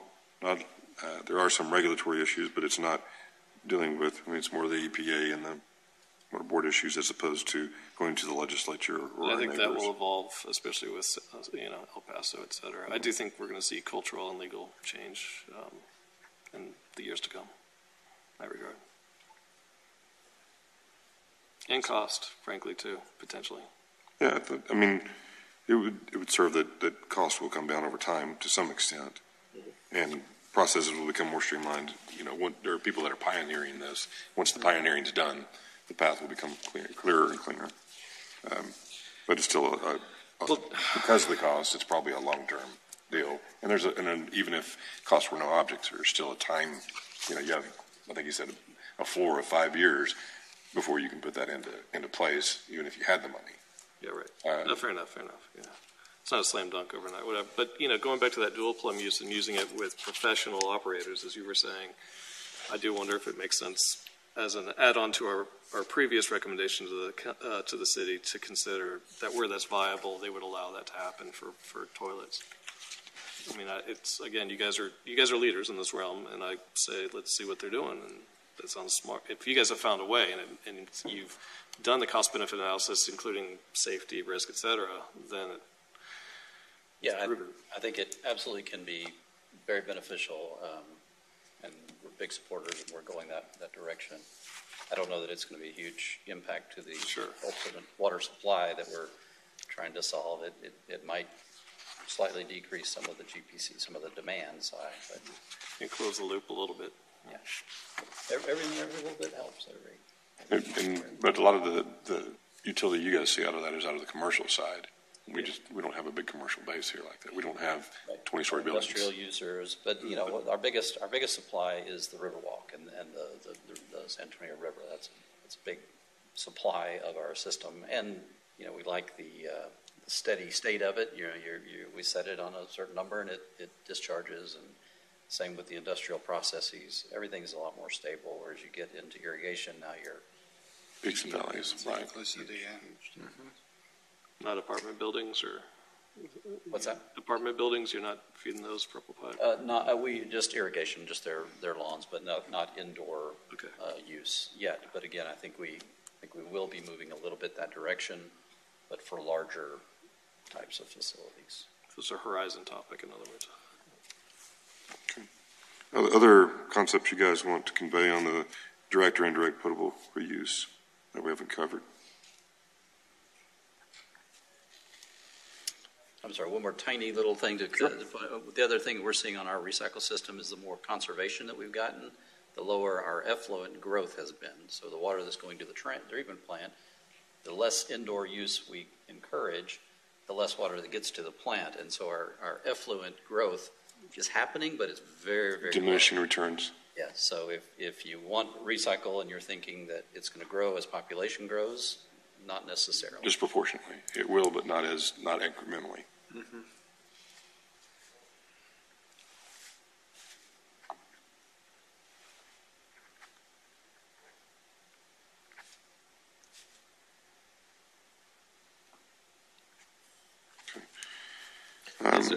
Well, I guess one question I have, I don't know that we answered this with El Paso or others, but is that multiplying effect? When you look at compounding, right, even like investment compounding, you're like, whoa, that's awesome, right? And so if you were to play that over multiple days of standard water use, you're going to see compounding that I would think would be pretty impressive, to where you can't even hold it. Right. Keep it in the system going over and over and over. And it's not perpetual motion because there's a rate of decline in consumption. It's a flywheel that you just keep feeding with a little extra to keep it spinning. Only if it's going indoor to indoor. That's if it goes indoor to indoor. Yeah. So it is something I really think the city should be seriously keeping an eye on, because I think it's going to become, heck, Oceanside, California's put theirs in and I think already started to operate it. El Paso has theirs in the queue. San Diego's doing it. Obviously, we know about Wichita. Is it Wichita? And others. And so it's just, if we're looking at things from a horizon standpoint, which I think we are, in terms of like what are the things we're going to need to have by 2040 as an example, or 2070, then that is definitely something that I think will be culturally, legally, and technologically affordable and feasible. I think at the end of the day, it comes down to money, because I think the culture will be there in the time. It's just, what does it cost for an acre foot or a gallon of water? Right, of course. It's brackish, similar analysis. It's a cost-benefit analysis. Lower regulation in terms of it being in our own backyard. But the cost of desal, and then you have the remaining byproducts of that. Which that pump in a deep subsurface is because that's the concern, is what's it going to be the cost, not just to desal, but also to dispose of the waste.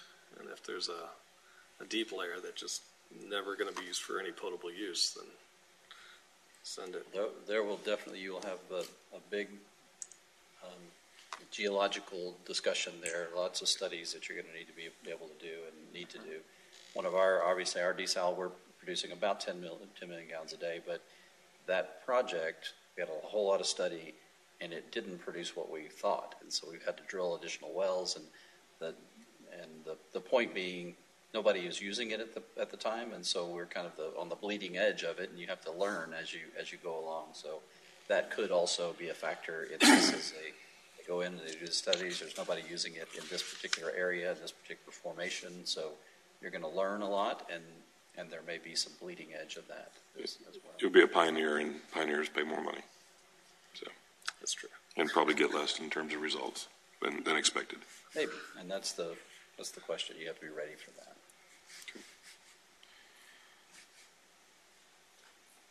Other comments or thoughts on desal?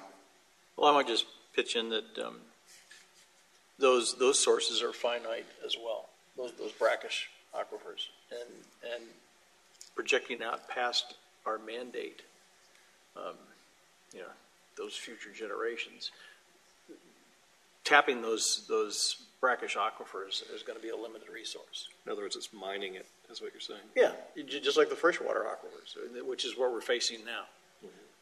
So it is kind of a kick in the can down the road. Mining without recharge. Approach. Right. So I'd say maybe. I mean, if you see some of the volumes they're talking about, maybe. Well, I mean, we're talking a long period of time to do that. Who knows if there's recharge Well, I mean, there you're or not. talking about theirs, but ours locally, it might be limited, mined quickly, relative. I don't know. I'd like to keep exploring it just to know. Yeah, I mean, you've got some saline zones in Upper Trinity in particular, and there's some in the Lower Trinity as well, but more so in the Upper Trinity. And there's going to be a break-even point on that in terms of capital expenditure and operating costs, and so what's going to the volume need to be in order to substantiate the plant cost. And I don't know what those numbers are. They may be spelled out in HDR's report here, because they do talk about some of that in that 2015 report. And they did a really good job putting some numbers to stuff. So, and I think probably if you're looking at that, I wouldn't treat that water to a potable standpoint. I would use that to a non-potable use. Whether it be industrial, the things we just talked about, kind of in the same vein as reuse. So, But I mean, the point I think still stands that Tom just made. I don't know how replenishable that is. Anyway. yeah. Well, and putting in a couple 1,000-foot injection well is a significant cost. This one sounds like it lends itself to more of a regional project with a partner like SAW, somebody who's much bigger than the city of Bernie. Make it feasible. Yeah, it's not the low-hanging fruit, that's for sure. No, not at all. If you're not treating it to potable, my question is, what does it do to your supply side? If our supply side is already being supplemented by the reuse project we have, are we just adding water that we can't use? Right. It'd be very expensive water. On On a small scale like this. So. On the sliding scale, is it more expensive than direct potable, or do we know? Well, we look at the state water plan, the 2031-32 projected water demands for Kendall County are 9,400 acre feet. I'm thinking a project, this size, and to justify that well, it's going to need to produce a significant amount of water to service the debt to the cost of building. We're talking a total number of 9,000-10,000 acre feet. it's going to be. It goes on out in time. It gets up to, I think, in the state water plan and in y'all's management plan, I think it's 15,000, 16,000 acre feet total over time. I got the number here. Yeah, the 2070 number is just under 16,000 acre feet. So, to your question, what problem are we trying to solve? Yeah, that's right. So I think there's some other low-hanging fruit here. So I'd push this one way down the list. It's also going to create an additional energy demand, and I don't know how the energy is set up here, and so that'll add to the cost, but it'll also add to energy infrastructure potentially. You have to build out and that sort of thing. What about as compared to your knowledge anyways? I don't know, but to DPR and energy demand for desalinating, just It'll be a whole lot cheaper to do DPR than cheaper and energetically and in terms of, yeah. brackish. Number one, you got to build it, you're going to bring it up from lower area, whereas recycle, you're already running it through the system, so it's already there. But then pushing it through the membrane is where all the energy comes from. And so, and then you're going to have to distribute it, and whereas DPR, you've already got kind of a distribution network already set. So And you don't really have cost-wise, you're gonna get the a level of huge- waste associated with desal. yeah, and the waste. Yeah. That's a good point. Yeah, it's pretty low priority. Sure. Bottom of the barrel. But it is where we're going, our future. So we like desal as well. So let's just One thing we really didn't get the chance to sense in a bigger develop was ASR. And I think a lot of that's because we don't know what we have, and there's just really not much information on below ground storage options, if there are even any. Mike, did you guys ever delve into that topic to see if there's anything out there? Are you aware of anything? For ASR, Yes, sir. it was discussed as one of the things that really needs to be studied. You know, it's a geology issue, Right. and nobody's done those kind of geological studies. Kerrville's using it, you know, but when you put it back in the water, it's there for or put it back in the ground, it's there for everybody, and so that's another issue. Right. Depends on where you inject and where your wells are. Where it comes out. So we talked to the Water Development Board, you and I did, about that. No, Patrick, I think. Yeah. You and I talked to them, and we heard they were just guesstimating that, you know, like we might be able to retain 70, at most 70%, based off of just the characteristics that they're aware of our aquifer. So, and of course, there's loss, I'm sure, of all ASRs, but still, that seems pretty significant relative to the 90%. It was a hypothetical in the best case scenario. And then we asked him if they could put us on the list for, you know, doing a study, and he seemed to think maybe a year and a half out. That was maybe half a year ago, but let's face it, it's probably two and a half years. We'll get to you eventually, maybe. Yeah, but so I think we still need to stay on the development board, encourage them to please take a look at it, just so we know. I think that's one of those things that I it's think always going to be studied unless we formally ask and then follow up. Yeah, and it's probably still a reach on our list, but still, it's most likely worth knowing. You know, just And check then- it off or add it or whatever. And then the surface option brings its own complications between the loss for general loss, evaporation, and then dealing with the state on getting a permit. So not a great option probably, but those are the things that I heard about. Any other things you guys want to share? Well, just formational, obviously, and I don't know the Trinity up here as well as in Bear County, but you have very pocketed formations within the Trinity, whereas in our ASR, it's more of a bathtub. It's the Carrizo, it's a sand aquifer that's much more able to take sort of larger volumes, whereas in pocketed facilities, you're much more limited on what you can even store, retain. Higher transmissivity, more movement in this aquifer than that aquifer. So you have a lot of geological things that you'll have to work through that would make, in my opinion, ASR highly, ultimately it just needs to be studied. But I'd have to know a lot more before it could even be a possibility. And I would have a lot of questions as a water person. Patrick, I know we're up against the clock. I've got a couple things I'd like to throw out for future discussion. Go for it. And first and foremost is I'd like for us in the future revisit the comment I made in our first meeting that we need to look at a water grid and interconnection between systems for emergency purposes. Mm-hmm. I'm not trying to create a situation where we're wheeling a bunch of water, but I do think where possible as we're doing future projects, we ought to have lines crossing and an ability to interconnect and help each other on a emergency basis only. As much as it pains me to say it, we have to discuss the groundwater option.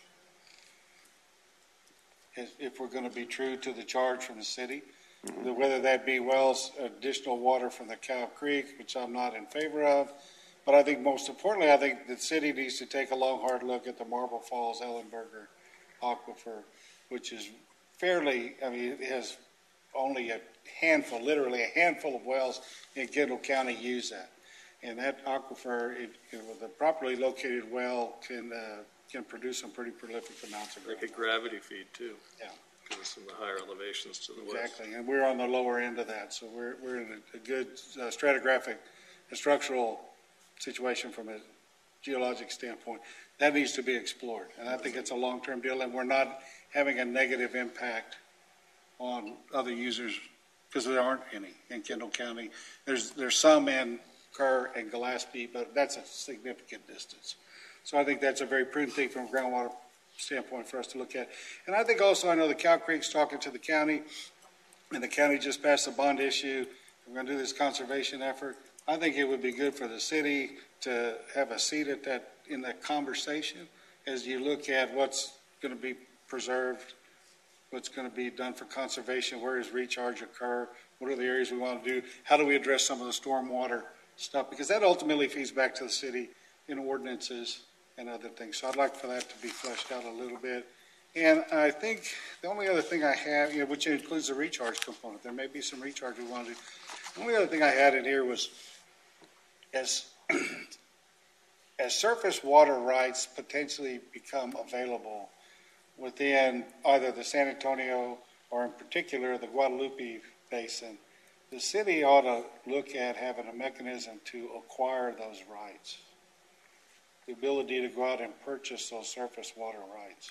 Would that be from basically scalping water essentially, or? Well, I think it gives you the ability to then utilize that to go back to GBRA. Let's just say, we'll make up a number. Let's say the city purchased 500 acre feet of surface water rights and had a wonderful priority date on it. It's going to cost you some money, but then that's water that it's ultimately in the surface water model shows up in Canyon Lake.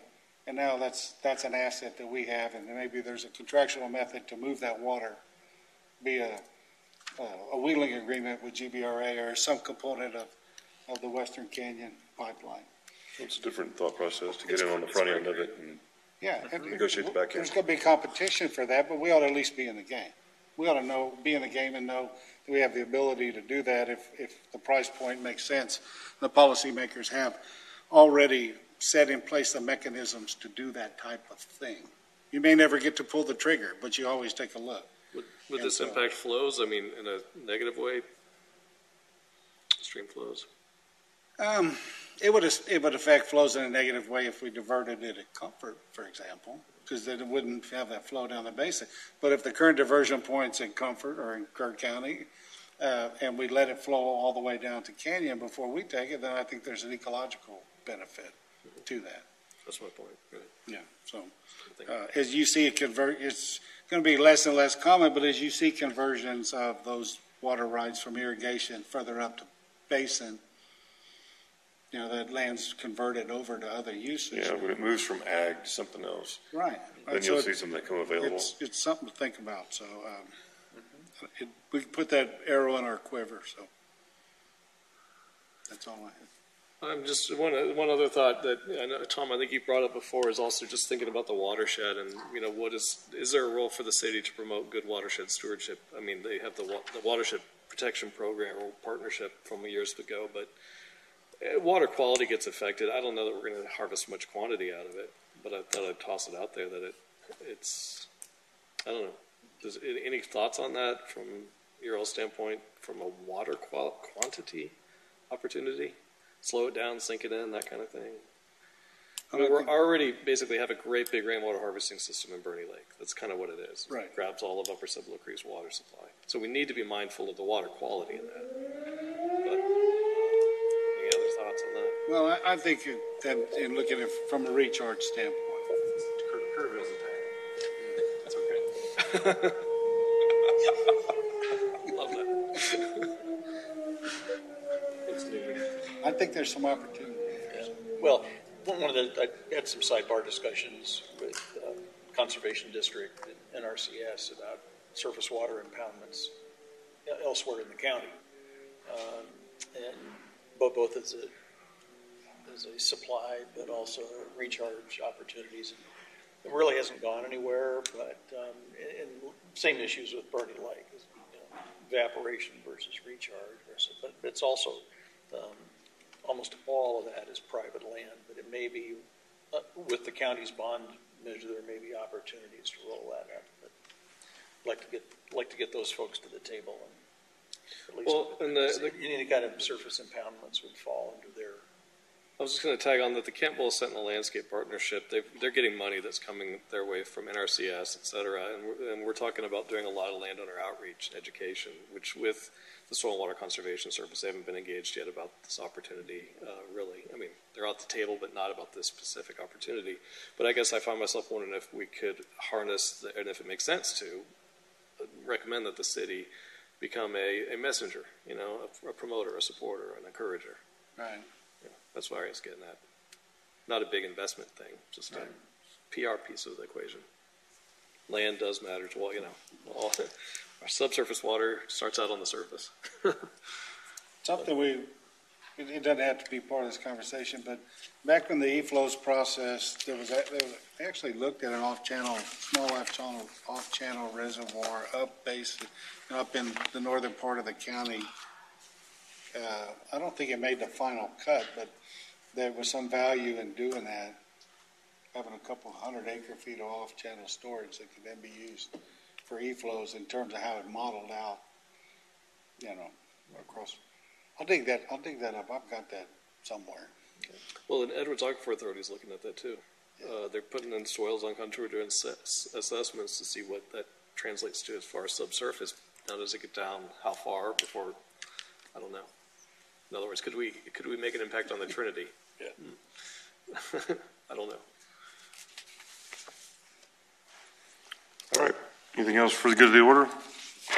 Any public comments, or are we done? Hey, Patrick, the one thing we didn't talk about at all was relating to the lake too. Another very expensive pie-in-the-sky kind of project, but expansion of the lake itself, you know, to have a higher capacity. Right. Part of the ASR thing we're kind of discussing is, you know, at what point in time does that make sense? And it's worth. You're talking about conservation? No, I was talking about actually expanding. Raising the dam. Raising the dam and yes, increasing the conservation storage. Right, which would involve then we'd still have the same water rights we have today. You got to get with the state to allow it to take more. I mean, again, there's a lot of issues there, but could the lake be expanded upon? Right. A little more. Hold more water. That's a good point. Whether ASR did it or Rain did it. No, right. That's fair enough.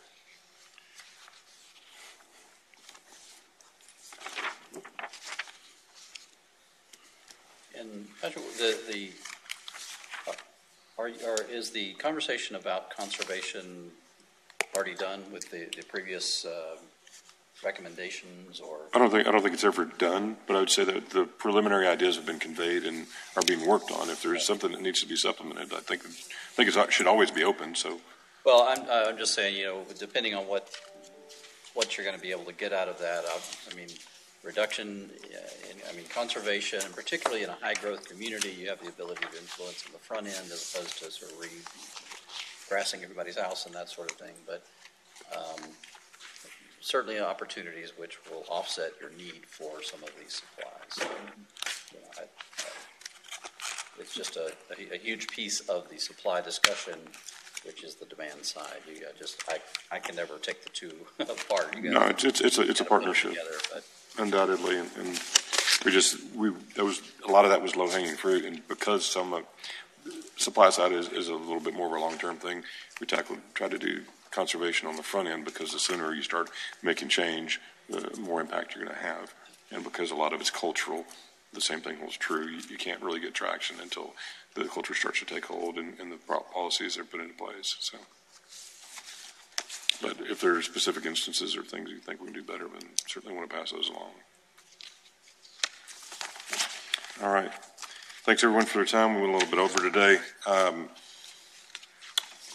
Probably start working on trying to put together something on paper, but Tommy makes some good points that we need to circle back. So let's shoot for another meeting in January and then try to hammer out a report February, March. Could I get digital versions of, I don't know if you're okay with that or no? I'm really just adding that to our discussion. Yeah, okay. It's nothing major, but yeah, well, it's good stuff, frankly. Anyway, well, I guess anything that needs to go on the website. I'll send you the population stuff. Yeah. Okay. All right. Thank you. We're adjourned.